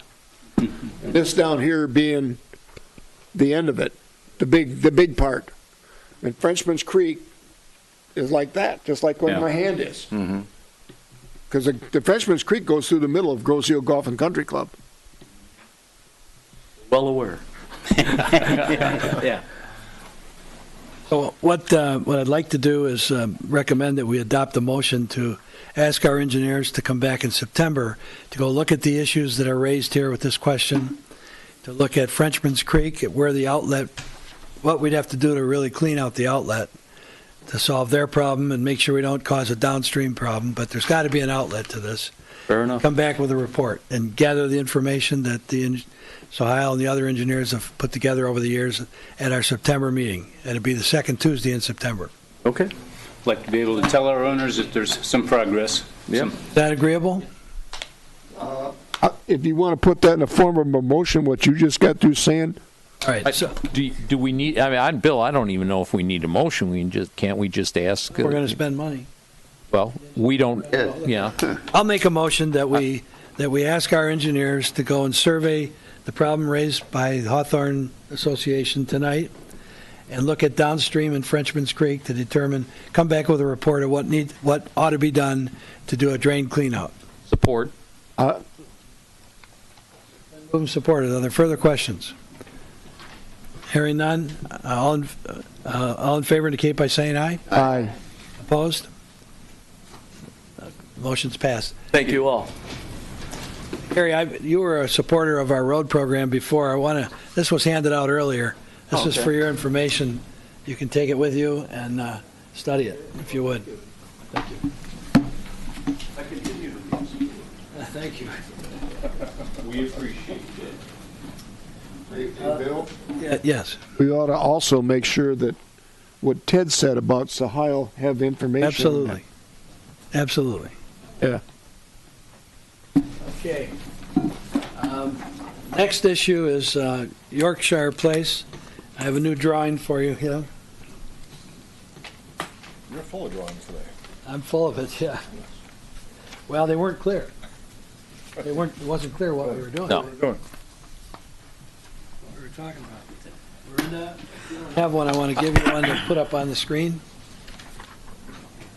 We're going to talk first about this.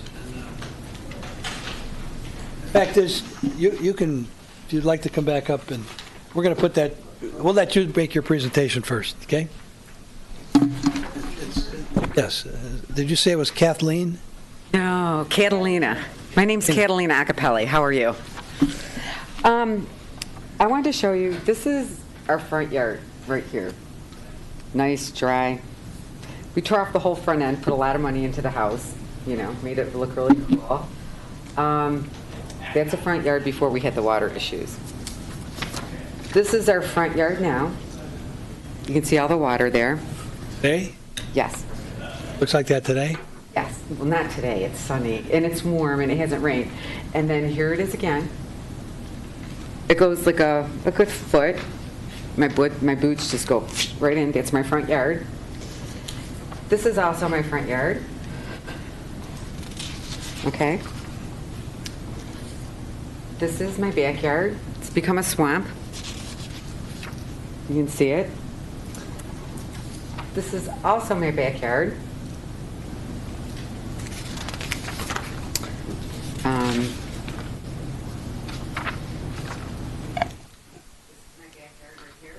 See all the water that's in there? Okay, and here's my fence line, backyard, all underwater. This is very concerning right here. That's the backyard. You can see the electrical boxes underwater. And then here's our backyard again. It's all underwater. Now, this all started when our next door neighbor had a company come out and install a new driveway. Which property is yours, so that I can follow it on this? 6033 Yorkshire Place. We've been at that property I got it. 14 years. My husband built a house in 1988 on the corner. Didn't have any water issues then. The people next door to us, Jim and Joanne, known them since '88. We're living in the house that they lived in. They never had water issues. All this happened in 2016. Our neighbors had a cement company come out. They removed the driveway. They have about a 20-inch slope going one way towards our house. It goes like this, which is illegal. By the state of Michigan, you're only allowed to have a 1.5% to 2% maximum slope. And the driveway on their side is 37 inches. So if you take 1.5 to 2%, you're only supposed to have about 6 inches. And even with 6 inches, if you go anything over 4 inches, according to the state of Michigan, you have to put a drain pipe in. Well, we have well over a foot, which is so highly illegal. I mean, it's unbelievable. Driveway's a foot high? Higher than your property. It's almost 2 feet higher. No, we have a 37-inch drop on top of that. So it goes right here, and it goes on an angle, and it goes sideways. And the pitch, or the slope, goes directly sideways. From the beginning of that driveway on the side, it slopes Want me to explain? like almost 20 inches. So there's a 20-inch drop from one corner to the end, and then there's another drop towards our property. And then the sidewalk, when they put the sidewalks in, they didn't, sidewalks you have to put kind of into the ground. They have the sidewalks going up and going towards us, which was probably about a 30-inch slope. They removed steps in the front, 2 steps in the front. They removed steps in the back, and they brought in about 300 to 400 yards of dirt, and they changed the whole topography of the land. We used to have slight little puddling. Now we have a retaining pond when it rains. Can I explain? Okay, can I explain? My name is Mark Acapelli. I am a cement and masonry contractor. Been doing this since I was 16. Cement work started in '85 on my own. Basically what has happened, when they had the concrete put in, they eliminated steps going into the house. So what that did, that raised the elevation in the front. And what they did when they got to the other side, they kept it where it was. So now we got this huge slope coming towards our house. In the back, same thing. They eliminated steps. Now last summer, they started hauling in black dirt. I made a phone call, talked to Tim, red tagged them. Didn't even get approval to even get the grade set, nothing. They kept working. You let them work. And what happened was, when they regraded it, it was still high. It wasn't the original grade. They kept it up. It's a mound there. It kind of goes like this. So all that water goes down, across the back of the property line, into my yard and into my neighbor's yard. That was never like that. By eliminating steps, not getting approval on the grades, they did what they wanted. That's where my problem comes in. So now, when spring comes, we get water in the basement. Never had water in 14 years. I got photos of it. Because off the driveway, it comes straight down, saturates the ground, goes right into my basement. There's a foundation, I don't know, I'm not sure, but we never had a problem. So the whole issue, what I'm saying is, when you did that with the steps, you changed the whole grade. And even in the front, the next door neighbor next to this person, they took his grass out, added dirt, so it looks like it was all good, because it was just too sloped. We have pictures of that, I have too. photos of that. So this was altered without approval. And like I said, I've been doing cement work since I was 16 years old. That slope, they should have put a curb. They eliminated. Last year, they said, we're going to put a 4-inch drain tile. I said, it's going to flash over. It did. Now, I talked to Lorinda, we're supposed to get a 6-inch curb. That'll probably save that problem. The back problem's still there, and that's where we're at. And not only that, I have mycotoxin poisoning, and I don't know if any of you guys know what that is. I was exposed to black mold at work. So I had to have a company come in and inspect my house to make sure there is no mold, no fungus, nothing, or else I wouldn't be able to live in my own home. I would have to live in a hotel or somewhere. And I've been fighting this for 5 years. And I always wear a coat even though it's 90 degrees out, but this is 5 years running, and I have sores all over me. My back was covered with sores. My face was covered with sores. My back was covered with rings and circles. So it's not just... We don't need any water in the house is what she's saying. It'll kill her. It's not just an issue of we're getting water in our yard. It's an issue of... A health risk. It can kill me because my boss just died last year from it. Yeah, it's not... And we were exposed to the same... building. So I got extremely ill, had to go to New York. We spent close to $40,000 out of pocket on top of Blue Cross Blue Shield to get me better and be alive today because I was on my deathbed. And it's important to me that something's done and it's done right because we never had this issue before. It was never a problem before. Mm-hmm. And it's all because of a contractor's substandard work. And just, they never pulled a permit prior to the job. They didn't get an inspection prior to pouring. Tim would have found it in 2 seconds if they would have had an inspection. They never did. The slope is just too great. It's steep. And it's against Laura and MDOT to dump water on your neighbor's lawn illegally. I've already talked to Laura about it, and they suggest... You need to speak into the microphone. I'm sorry. No. I spoke to Laura about it, and it is illegal. What is Laura? Yeah. Yeah. Yeah. Oh, State of Michigan. It's the state of Michigan. And I explained everything to them, and they said what they did is illegal. But you know what? We want the city to handle it. We don't want the state coming in and looking at everybody's stuff. It's just like it's a problem that needs to be addressed. And we've been addressing it since 2016, and it's still not handled. All right, I understand your problem. I'd like to ask a question. Your address, again, is 26033? That's correct. Property that caused the problem, what's their address? Right next to us.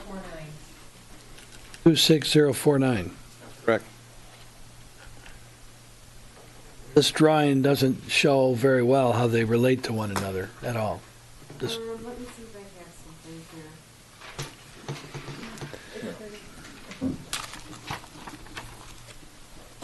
This is their house.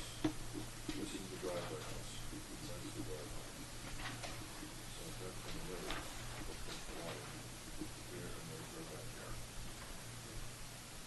Can I say well, something? we need to. Go ahead. We need, and all I'm saying, thank you, Lenny. All I'm saying is we need to get a good. Let me see that, please.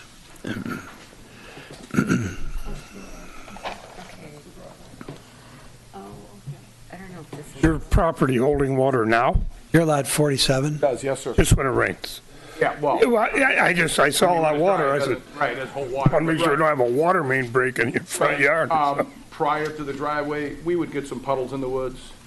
But when they changed everything, the water just goes right into our yard. Well, we're down here and they're up here, and their driveway's like this. Oh, yeah, I know. We do That's with 18-inch slope. You can't do that. If they would have put a curb, problem solved. This is Because I do it all the time. Manchester. Are you on Manchester? Too much pitch, you put a curb. This is your lot. So that's what it is. I'm Go ahead. live next door, 26052 Cheshire Get a Court. better map. Okay. I lived for 10 years. I buy the house. My dream was all the time to live in a Brazil. Here, just a minute. First. Just a minute. Just a minute. All right, gentleman speaking. Would you give your name and address? I don't know. I like the Brazil. It's a peaceful place. What is your name, sir? I enjoy it. But that's happened is that somebody let somebody do something like this.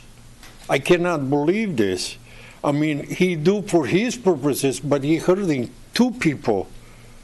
with this, and you see in the picture, I have a little shed over there, 8 by 10. I could not go to the shed or behind the shed. That's water coming like crazy. And he tried cut the grass over there, and tractor got stuck and destroyed it. I mean, you can see the stream coming water from this in my backyard. I tried buying the dirt. I tried building something. I say, forget it. It's over. Yeah. The worst thing is, it's not the state 1 day or 2 days. It stayed for 2-3 weeks, this water. Last time I saw 3 ducks. I started laughing. I say, gosh, we're going to have a collection now over here, little ducks and all this stuff. I mean, it has to be done at something. I don't know. He's living pretty funny, but I mean, pretty high, level.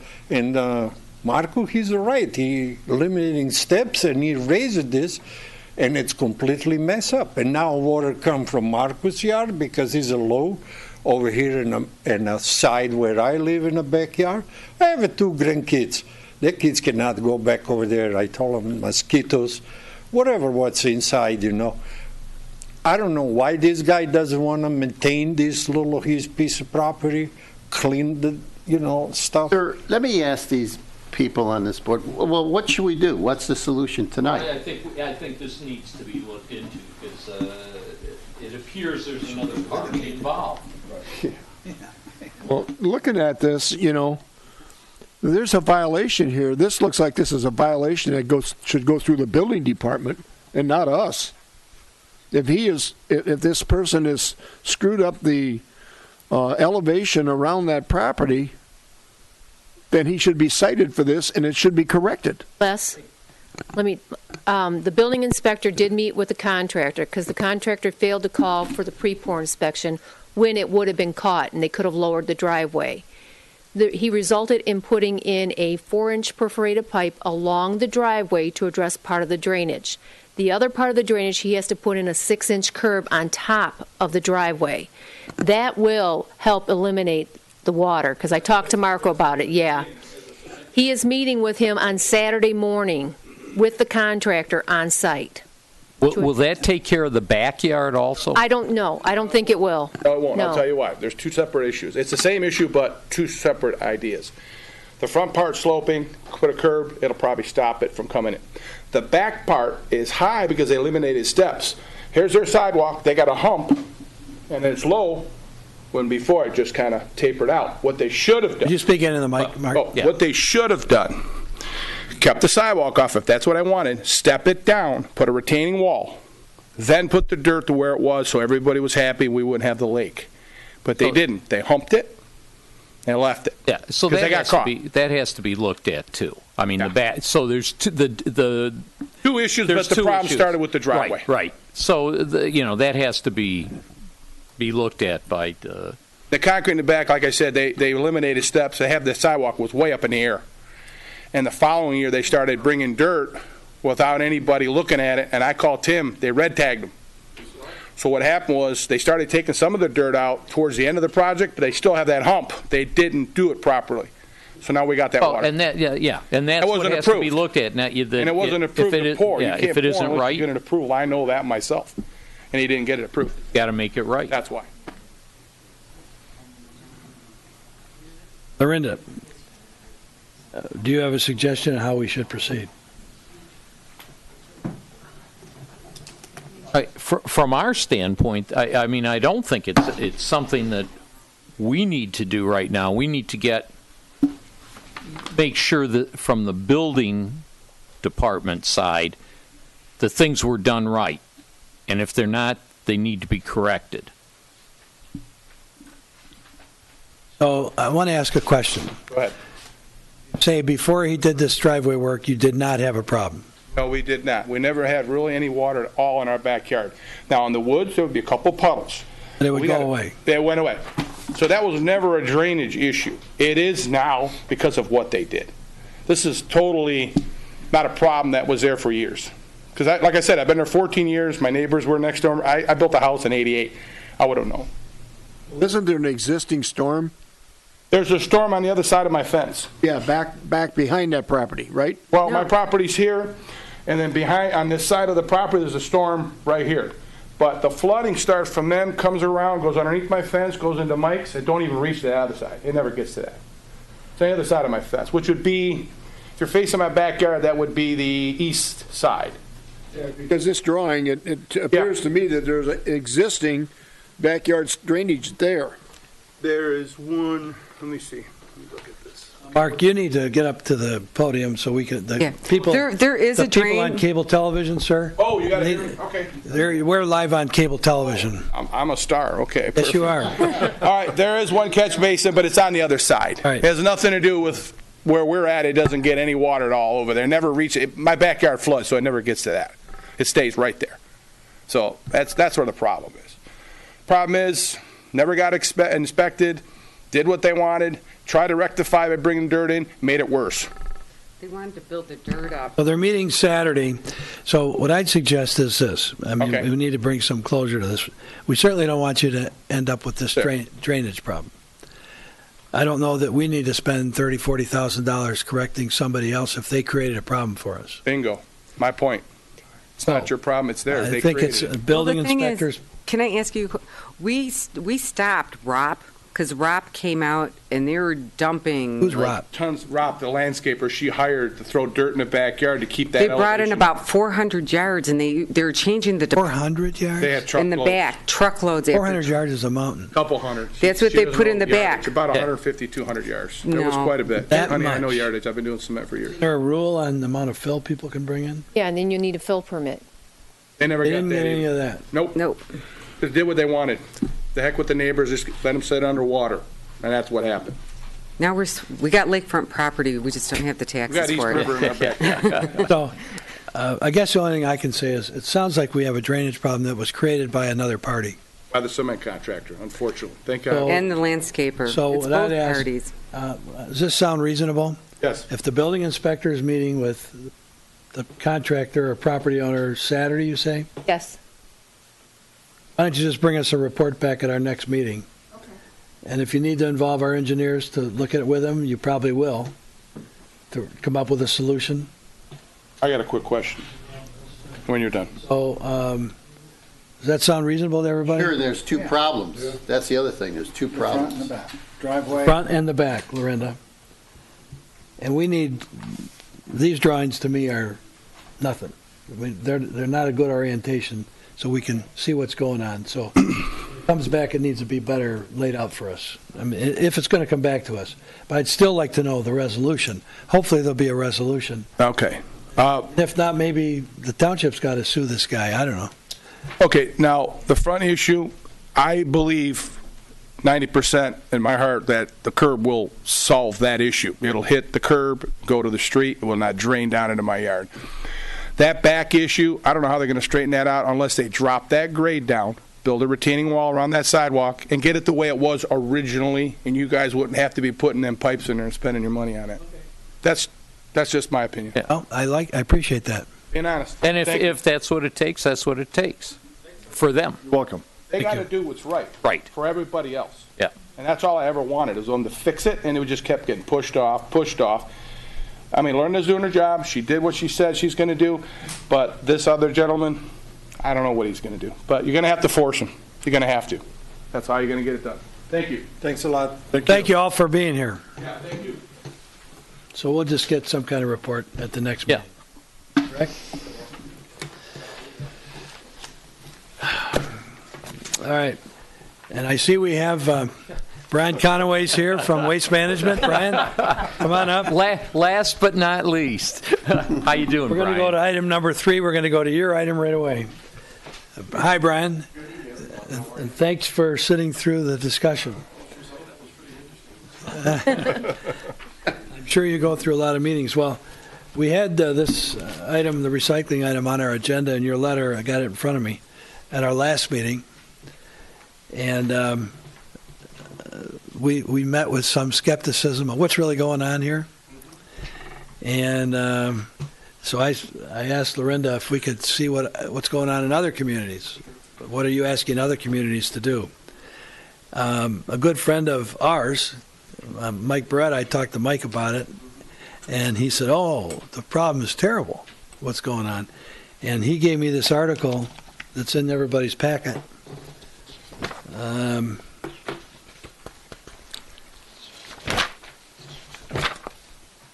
The article that's on page 40, everybody read that? About the China markets, what's going on with China and the recycling. Yeah, I've been reading up on it. And then he sent me a couple of other articles as well to support this. So why don't you verbalize what's going on with China and recycling and plastics and paper and so forth, in a nutshell. Well, we've experienced, it started in 2013 with the green fence that China started to establish.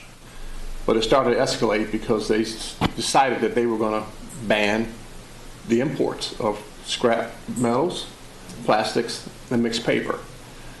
China purchases probably 50% of the global mixed paper and plastics. So when they established the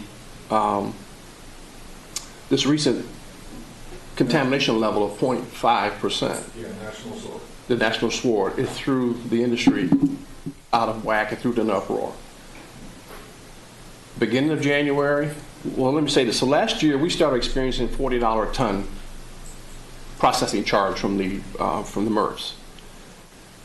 We didn't ask for anything from communities. It went up to 70 in January of 18. Brian, will you pick the mic up a little higher? Adjust the mic. So you can speak into it. It went up to $70 a ton in January of 2018. In March, it hit $95 a ton. And that's when we started to go to our communities to ask if they would pay this charge for the materials that comes out of your community.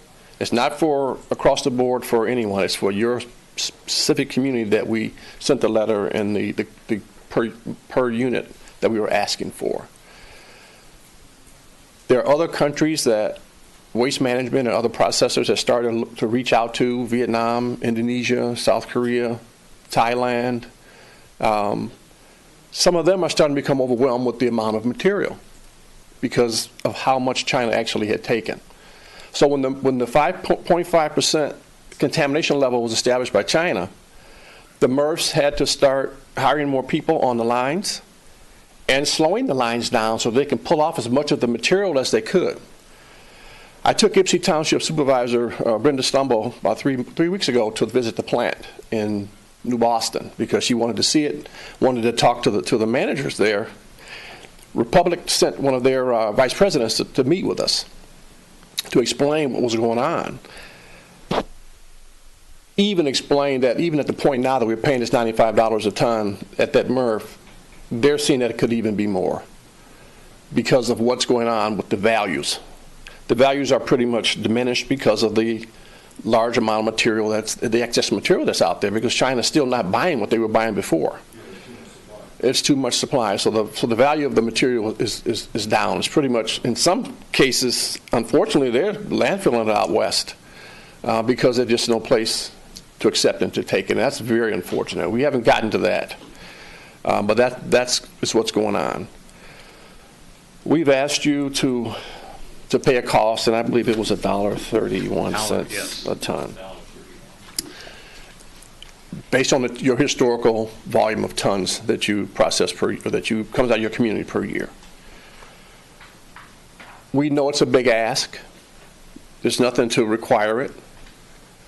That's why we came and we're making the plea. Hopefully it doesn't get rejected. Even if you feel that rate is unacceptable to you, would hope that there will be something that you would feel you would be willing to pay for the additional cost to process this material. And that's basically what it is. But that may increase. If they're hand sorting, they can't keep up and still hit their 95%. They're going to add more people. Yes, they're going to have to. They're going to have to. When we were at the plant, the contamination is tremendous. So that's the one thing that's going to happen. We're going to have to work on reducing that contamination at the curb to start to address some of that before it gets to the plants. But they had to shut the line down because there was a water hose, and the people were pulling it, and it just never ended. It must have been about 200 feet by the time when they shut it down and started pulling it. And it was a big piece of metal that made its way on there. This is what's going on. Put everything in that canister. People are just putting stuff out and putting stuff in, and it just needs to be addressed. So that's why we're here to ask. Okay, I'll let the commission ask questions. I have two questions. I believe the issue is real now. First question is, in our downriver area, you have other customers. Yes. Cite a couple of examples of what you're asking from them. I didn't bring, I could provide that to Lorinda. I didn't bring that with me. Honestly, I didn't. But so South Rockwood, Wyandotte has a little, and I didn't put that line out on my list, but they have a little different situation. They have the drop off there. Yes, they do. But they have a shared program there. So if there's any value, they get half, or if there's a payment, they pay half. So that's a little different than what we're asking. I've got a meeting with South Rockwood on the 20th with Lean. We just bid the city of Rockwood, which is one of our customers, which we lost it. We had to add that into our rate because we just couldn't assume it. We had to add it in. And then we had to put a clause in that if it go over $95, the city would have to pay that because we just can't continue to assume those costs. Do you pick up Southgate? No. Of course, River Rouge? None of those We lost those contracts over the past few years. I didn't have Ecourse, but I had River Rouge. We had Woodhaven, we had Southgate. We lost those accounts. Brownstown? Yes. So Brownstown and South Rockwood, Wyandotte. What are you asking Brownstown to do, roughly? I can provide that for you. Honestly, you're asking them to come up with some money? Yes. Yep. And one of the things, when you look at the ask, and it has a recycle price that we had put into our model at the time that we did the contract. So some of those vary because of whatever year and whatever was going on with the market at that time, that number could be different. There's some communities where you have a $20, I think it's $20 that we had in your, in the model when we did yours. Yeah, it was $20. So I've got some that had zero because at the time there was some value and then we didn't put any charge there. Yeah, Mike Sapo, who you know very well, I think the city of Northfield is another community that we have. They shared theirs with him to ask him, what's going on? Is this fair? Is this, what do you think?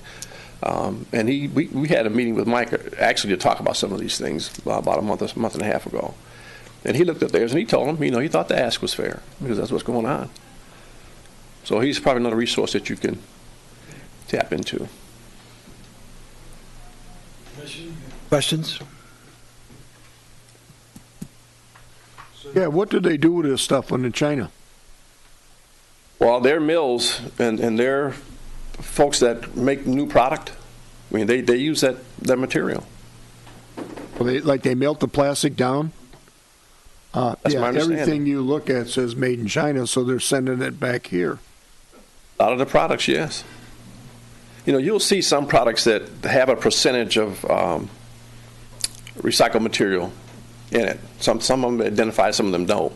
But those are some things I look for because you want to buy those things that they are remaking from the materials so that the demand increases. Well, it's a dirty shame because we got more and more people that are recycling. I remember when I was working 10 years ago, you drive around the island, you didn't see very many blue boxes. You drive around now, and almost everybody has got a blue box out. Yeah, and I've been working closely with the Ypsilanti Township, and I've been actually going through communities, looking in bins and looking in carts, and trying to show the level of what's going on with the contamination. I noticed there's a lot of contamination because people just seem to, like a pizza tray, it's got food stuck all over it. Mm-hmm. Unless you put a clean one in there. Right.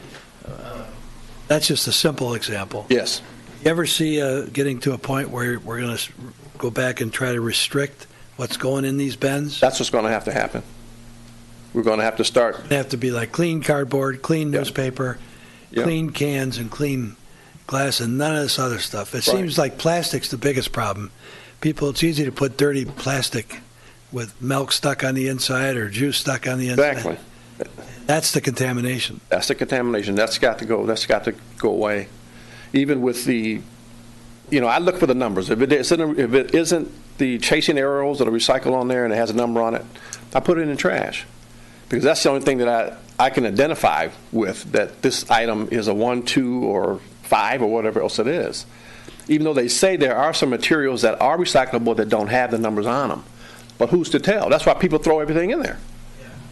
But we should really be adopting, when in doubt, trash it. Throw it out. We should have that kind of a, Yes. when it's not clean, trash it. Yes. Well, rinse it out and clean it. But yes. But I'm just saying, if it's, so it's an educational process. Yes. As an education, when in doubt, throw it out. That's correct. Waste Management talked about conducting a more restrictive program, an education program about changing the whole recycling that's been done? Well, we don't have a plant here. We use third party. So we don't have a lot of control over what these guys were public. They bought the plant from Recommunity. So they're the ones that's managing this for us here. So we've asked them, is there going to be an updated flyer? Because I think Lorinda has the most recent one that has the numbers on it. They said that they are going to come out with something soon, but they're trying to figure out where it's going to land right now. They think it may just be 1s and 2s at some point, and the rest of them are going to be eliminated. That's what he was telling us at the meeting. The only way to do that really is to color code it. Yeah. People aren't going to look at the numbers. They're going to throw everything they can in the bin. Yes. And then it's going to end up in the trash when they come to pick it up, when they see it. Or they won't pick it up. Well, yeah, and right. Why they're throwing the recyclings in the trash? Well, and they can only do so much of that before that becomes cost prohibitive, that sorting trash at your curbside. But No, see, not going to do that. But even if we were successful in educating people in Grosse Ile, I mean, we're a small, insignificant percentage of the recyclable it's that's not- going out of the state. Unless everybody changes, Well, it's not going to do any good. It has to be community by community. Yeah. It really does. And we're going to work with our communities to start to do that, because we've got to try to address the problem. And that's where it starts. Like this water bottle, Brian. It says on there, please recycle, but you don't see any number on it. Yeah, the water bottles are usually 1s or 2s. And see, well, that's the one thing about it. You have to really look very hard about it. I mean, it's not very visible. Was it printed on it? Well, that's why I say it may have to come to a color code. Yeah. I can't even see where it's at. It's on here. You got to believe it. All these plastics got to believe. Oh. It's there somewhere. Believe me, I've looked at so many. Lorinda. What's the better? 1s and 2s are the better. Here it is, it's right there. It's on the side. It's right there. Right down there, you can hardly see it. Well, Lorinda, just a question. You had given us a memo outlining some costs.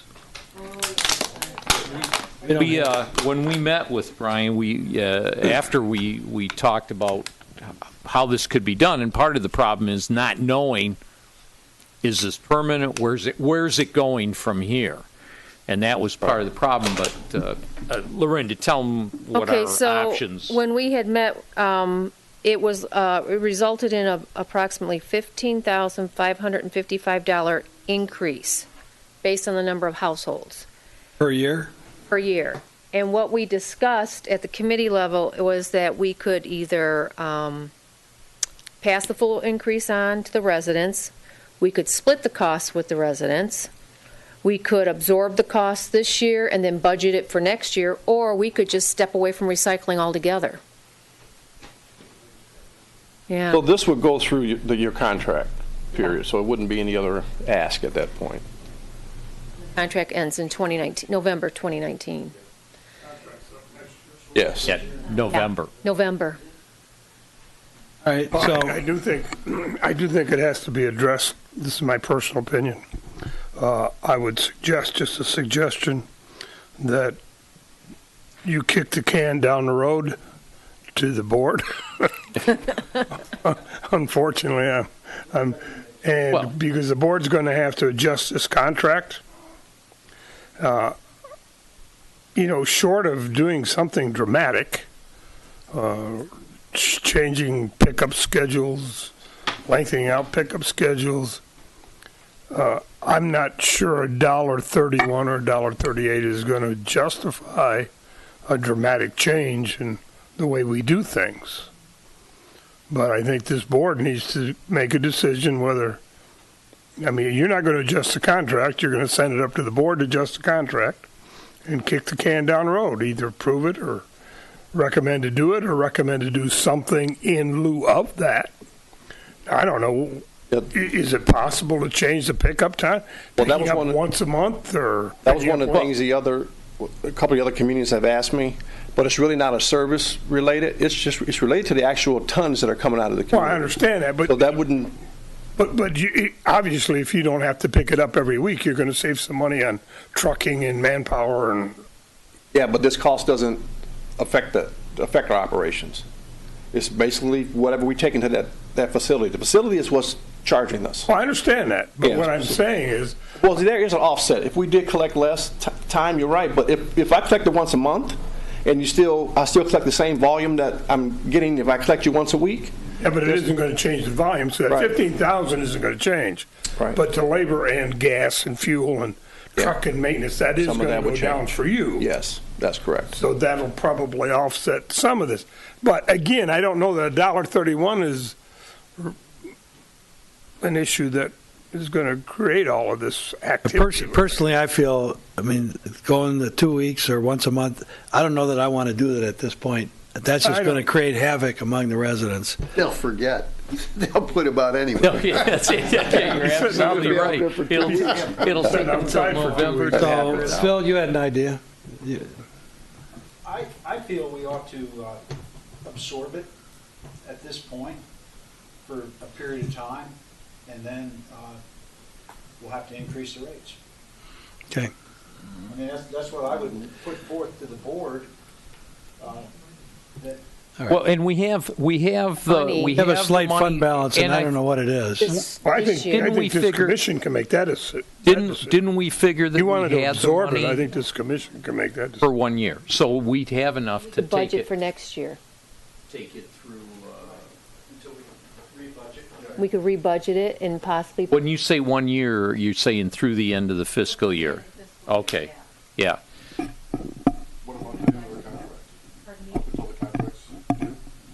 The contract ends November of 2019. So, and we can go through. Say we have enough.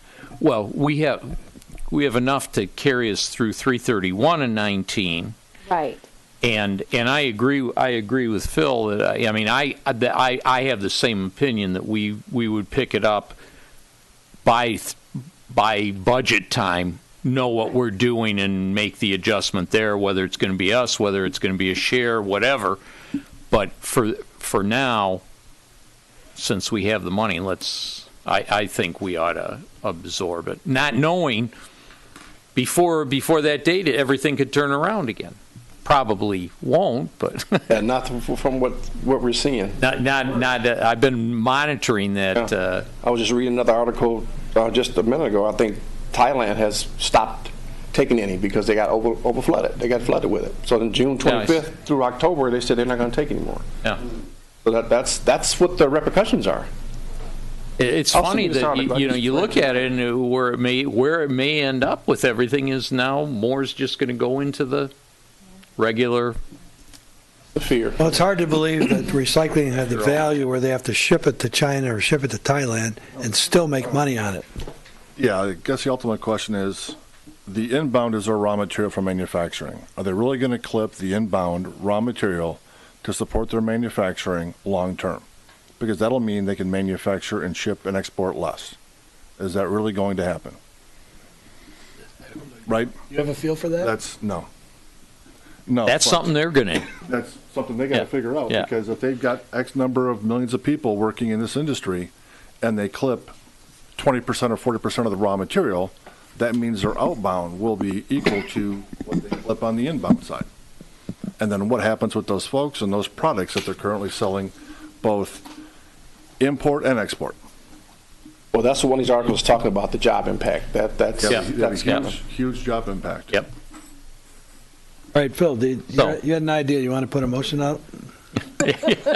So what are we doing? What do we decide? Educate ball. Yeah. I'd like to move that we absorb the increased cost for the current fiscal year? Through 3/31, yeah, through the current fiscal year. Current fiscal. And then we will re-budget at that time and prior to that time, decide how we want to move forward with it. But Yeah. the motion now would be to absorb the increase through 3/31/19. I'll support that. By the end of the year, we should have a better indication on what they're doing with their overall economy. Hope so, And yeah. what they're willing to take and accept. And on your side, you need to let us know if we're looking at a future situation. We need to know, like in February, January, February is when we budget. Okay, I certainly will. I got a feeling that we'll have a continuing communication Yeah, with no, Ryan we will on with this, this. this aspect. Yeah. Because we need to know. We need to know what we're doing. And it's a moving target. Okay, so we have a motion on the floor to honor the request for a $1.31 increase per month for recycling through the current fiscal year, that we would absorb that, and that we'll reconsider the issue along with budgets for the next fiscal year. Okay, And so I support. And I supported it. Supported it. Any further discussion? All in favor? Aye. Aye. Thank you, Brian, for being here. Thank you all very We much. appreciate it. Tremendously. And I want to just say while you're here, Brian is the fine gentleman that worked with us on the refuse hauling at the bridge situation. Yep. So again, we want to thank you for your assistance there. Thank you. Thank you guys for sticking with us. We greatly appreciate it. Okay. Thanks, Brian. Bye-bye. For your service to our community. Now, where are we with this agenda? Back to, Item 1 go again. back to the manager's reports. Lorinda. No, finish the discussions Yeah, first. let's get, yeah, Then we can got go one back. more discussion. All right, have you got a Yeah. handout for us then, Lorinda? Oh yeah, right here, hold on. All right, so what was in the packet were copies of your old 2010 and 2015 voter propositions that went before the voters in 2010, 2015. We formed a committee, consisted of Brenda and Phil and myself. This matter has gone to the town, our recommendation on the road millage has gone to the township board. Township board has put it on the ballot for November 6th. So Phil and I and Brenda met to discuss preparing a brochure. Our mission tonight is to just go through this with you and see if we can gain your approval, and then we can go to a printer and get something put together. Okay? Phil, do you want to lead the discussion on this? Or do you want me to? Go ahead, because, I studied my notes. Okay. yeah, you know your notes. Brendan and I and Phil met. So the front page would be a nice headline, a plan for road improvements and maintenance, a quick summary of what we're talking about, and then 5 pictures of the worst sections of East River, West River, Meridian, Church Road, and Bellevue. In the past, if you look at the old brochures, we had nice-looking pictures on. This time we're going to put rotten pictures to show the real problem. Page 2, if you look at the old brochures, we had a map that was on page 1, just a small map. Now this map's going to cover 2 pages. So when you open this 4-page mailer out, you're going to look at a big, long map. So here's one half of the map. And then there's a background statement, which we have to consolidate. It's a little too big. And the background statement really talks about what we've done over the last year, and that we've studied the county, and that there's no road improvements listed for the county, by the county for Grosse Ile. And then the bottom section is the exact language that would be before the voters on the ballot. Millage language. Then you go to the next page. And you're supposed to draw in the map where it says insert the map here. That's Lorinda. And then we'd list the projects that we're going to do, just like that. So you'd have the other section of the map, and Phil suggested that we would color code each year. So 2019 would be one color, and 20 and 21 different colors, and it would show up on the map. Okay? That's good. And you guys, Brenda and Phil, jump in if I've screwed this up. And then the last page, half of the page where it says postal patron, if you look at the other brochures, that's just blank. The bottom half's blank. But what we wanted to do is have 2 public information meetings. So this would be a notice. You're invited to a public information meeting. And for now, I listed our September meeting date and our October meeting date, and also said that this will be televised live on cable TV. So essentially, they're not public hearings, they're public information meetings. We would advertise them on Grosse Ile, what is it called, Connect, and on Channel 12. And then we do a listing of what other communities in the area have done. You have two cable companies, so you might put the other station too, which is station Channel 10 for WOW.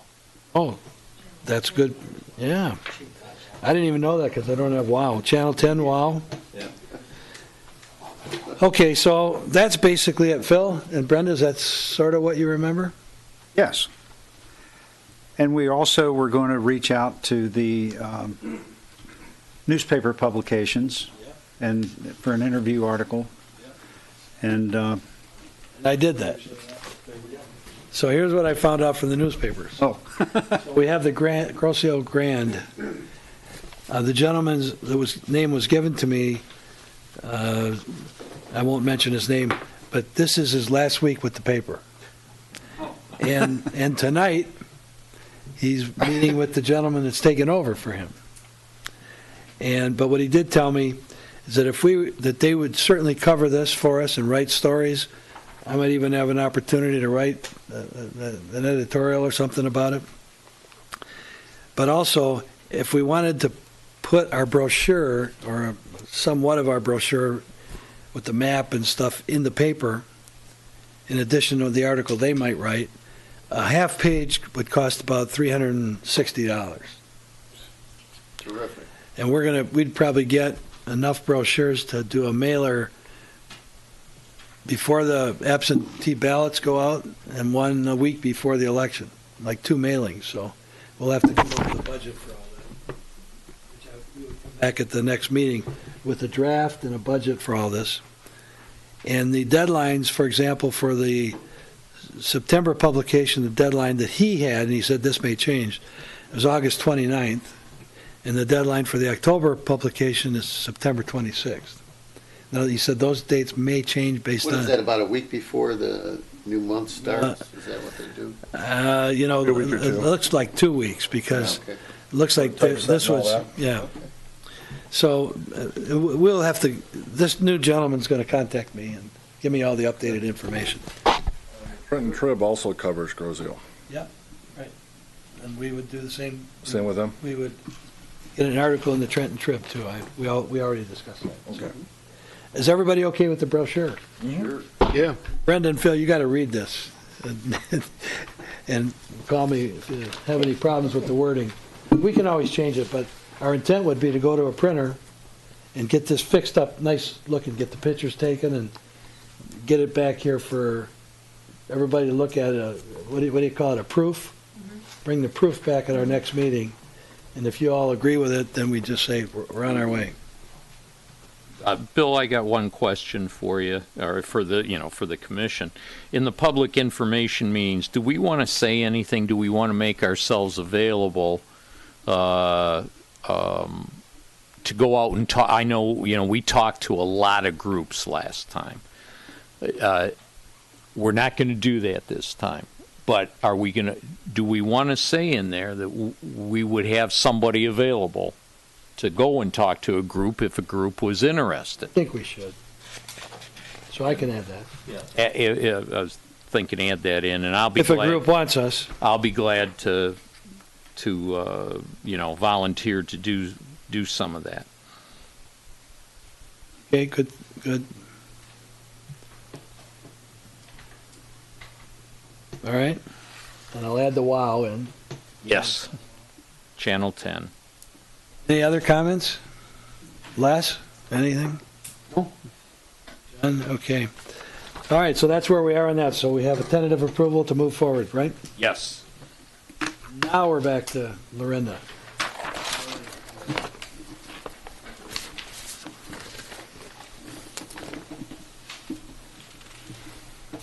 Back to the manager's report. Okay, West River Water Main Project update. Okay, so the West the water main installation is should be completed to Marlboro by this Friday, and then services have been connected along the way. Next, they've got about 750 feet of sanitary installed. They should have the rest of it completed also by the end of this week. Storm sewer, they still have to install that. That'll start probably the middle of next week. And the contractor is on schedule, if not a little bit ahead of schedule. So I don't want to jinx them. The next update is on Ember Court. Can you say one thing about Yes. West River? If you haven't driven it, it's a mess. Well, thank you. They've dug up all over the place. So Yeah, they have. And you know what? And the residents have been really good over there because we've had a couple of water main breaks over there too on the old main. I drove it this afternoon. Then I went down there and I ended up talking to the boys that are working, not the people standing around with a finger in their ear. They told me what's going on. Number 2, the Ember Court Drainage Project update. The contracts are signed. Hopefully next week we'll be having a pre-con meeting. We want to have the 4 residents that are involved as well present at this meeting. So I'm waiting for people to return from vacation right now for that one. That's next week. Yeah, hopefully sometime next week. They haven't scheduled the date yet, but they want to do it next week.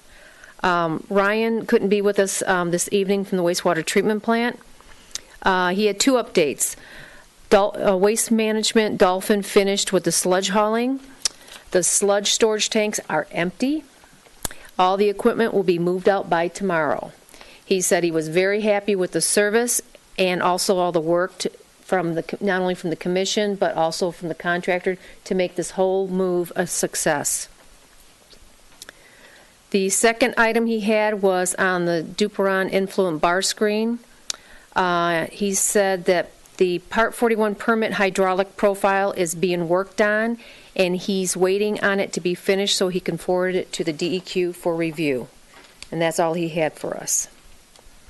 There's one last item I want to have on under the manager's report, and that is about the number of water main breaks we've been experiencing over on Dallas. We've had 7 at one guy's house. We've had 2 in one day and 3 in like 3 months there. So I got a quote from Bidigary Contractors and also one from Campo Brothers that I would like you guys to take a look at to see if we can plan to move forward on getting this next section repaired. There's 350 linear feet that we'd like to have replaced. Should I announce what the price differences are, or are we going to? What do you want to do? I don't. Are you considering this an emergency repair? You know, at this point, it's I don't want to jinx myself. Give us the range. What's the price? Okay. Don't do the exact. Don't say what's the price range? Anywhere from say 50,000 to 65,000. Yeah. That's just the part that goes from Grosse Ile Parkway to the loop, right? Yeah. What loop? Dallas is a loop. Dallas is a loop, yeah. There's nothing in the loop. That just goes to the loop. Yeah. Well, that, Lorenda, that when they discovered those sleeves on there, one of those was put on there the day they hit the buildings in New York. That's where we were digging that day. And that was really a weird day, because that's when my son came out and says, hey, they hit the buildings in New York. He goes back in the house, comes back later, and says, another plane. Well, by the time we got through that water main break and Barry showed up, there was no planes flying. It was so weird that day. I remember that day. Yeah. I'll never forget it. But that's part of that. I think there's like one piece of pipe in there that is kind of getting electrolysis in it, and it's just failing. So, yeah, we want to replace that one short piece. That'll be cool. Expensive fix, too. So what's your pleasure? Because it's 350 feet long. I don't know if there's something, I got to run this by Ohio as well, but we're going to have to permit it, too, through the DEQ. Well, you know, unless it's an emergency, you're talking a lot of money. You have purchasing procedures set up. I know you'd like to go ahead with it and award it to the low bidder, but you aren't following the right rules. Oh, I know that. So Unless that's it's an why. emergency, correct? And it's not, I mean, it's not an emergency, is it? It's not an emergency right now, no. We just had a number of breaks there, that's all. Let's just Sit on it? no get it up Get it done? here. Okay, so. Regular. The regular way. All right.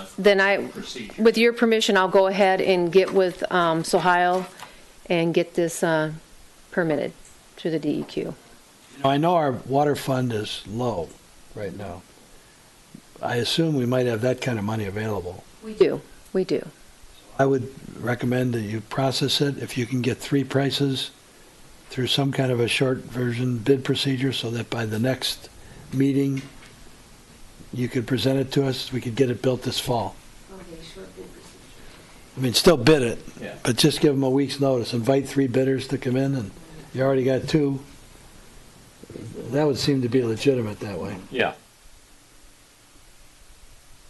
And it's only got one water tap in it.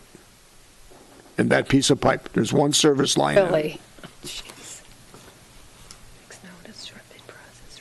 I don't want That's the problem there. So, Lorinda, one thing that's going on in water since you brought it up, it's been a long time. We're having a lot of water main breaks this time of year. How many did you have yesterday? 2? 2, 1 today, 2 on Friday. All right, that's too many. So, I know the system's old, but I don't know what the pressures are coming into the community. Pressures there's spikes probably in the middle of the night. The pressures coming across are anywhere between, I've seen them as low as 50, 53. They go up to 71. You know, different 5-minute intervals. We're monitoring that. Yeah, I look at it every day. So we have 2 stations, right? Pressure reducing, one at each bridge. Right. I think you said to me short time ago that we need to replace the PRV at the county bridge. Yes. I don't know what's involved there. Les, I don't know if you're familiar with that. Well, I'm very familiar with it, but I don't know why they don't call somebody from the manufacturer out there. Well, yeah, they check it out and find out what's wrong with it. Yeah, I think John has been in touch with the guy from Singer, and that next week when he's back, he's supposed to be back in touch with them, so he can come back out and take a look at it again. From what I understand, it's it's only like 24 inches wide in there, but it's very tall. So for the PRV itself, so they need to make sure it's going to fit in that space there. So it is one of our capital outlay projects for this year. Need to replace it or repair it? Replace it. Because I think the guy was out before John reported that you couldn't repair it, and it's time for it to be replaced. The guy was out there before I retired. And on those things, they're already in line, and it's like a backflow preventer. You don't take it out and throw it away and put a new one in. You can rebuild it in line. Like I told John, I said, John, did you ever look down there at the bottom of that thing, and there's a glass about this high on it. It's got a brass rod that goes up and down. I says, when you see that brass rod going up, you know that PRV is working. Now, when Barry was here, he had us adjust the regulator on the side of it. I don't know why he wanted to do that, but we adjusted it, and then what? We had main breaks all over the place. So we adjusted the regulator back down. But as far as I know, there has been nobody from the manufacturer out there to service that PRV valve.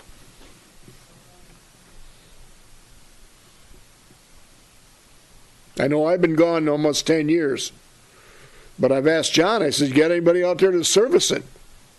No. All right, well, that's one issue. So the water pressures are one issue. Main breaks are an issue. And I don't know what our, if we have any handle on what our water loss is, percentage. Oh, I don't know off the top of my head, but I know it's low. Last year when I figured it out, it was low. So I think the number of water main breaks, and I don't recall how many we had, but I think the average cost was about $4,500 to repair. And I don't remember what our percentage was on water loss off the top of my head. So we're, all these issues, isn't it about time, or is our engineers, have they been working on a water reliability study update? They're working on the update. Yep. They are working on it right now. We They have. budgeted $20,000. Yep. All these issues should be factored into that reliability study. So I guess at our next meeting, maybe we should ask Sohail or somebody to come and address us as to where we are with all these issues and the water reliability study. At some point, the last time I recall we did a water reliability study is when it noted our poor water pressures on East River and West River, where we're completing the 12-inch mains right now. But that was 10 years ago. Right? I think so. Do you remember, John? Right, and they also had that. I don't. No, I don't remember. No. They also did that loop, completed that 2010. loop up there for Wood Drive, and we never got a report back on that. And that should have helped where the lowest point on the island was. Is that right? Sound right to you, Ted? About 10 years ago, we had a reliability study. I think it's every 10 years we I have think to do it's 2010 with an update I think we did in 2015, if I recall. I could be off on a year. I don't know where we I are, don't but remember. It's something like that. I guess this whole water issue. I think it was Every 5 years. Yeah, and I thought it was actually before 15 that we had the Update? Yeah. I think it was 20. No, I don't know. I don't know. Well, okay, I'll tell you what. We'll find out. We'll find out from. I'll find Let's out. bring an update. I'll work with you. We need to Okay. get this updated. We need to figure out where we are. But, a lot of people are on Grosse Ile Connect now. And in the last week, I've had 2 people say to me, boy, you guys sure have a lot of water main breaks. Yeah, We do. Now they're seeing them. Oh, yeah. And for this time of year, yeah. Well, Bill, we've always, it seems like in the hot time of the year, we do have a lot of water main breaks. And it happened every year when I was working. We had the hot nights and the cool nights or whatever.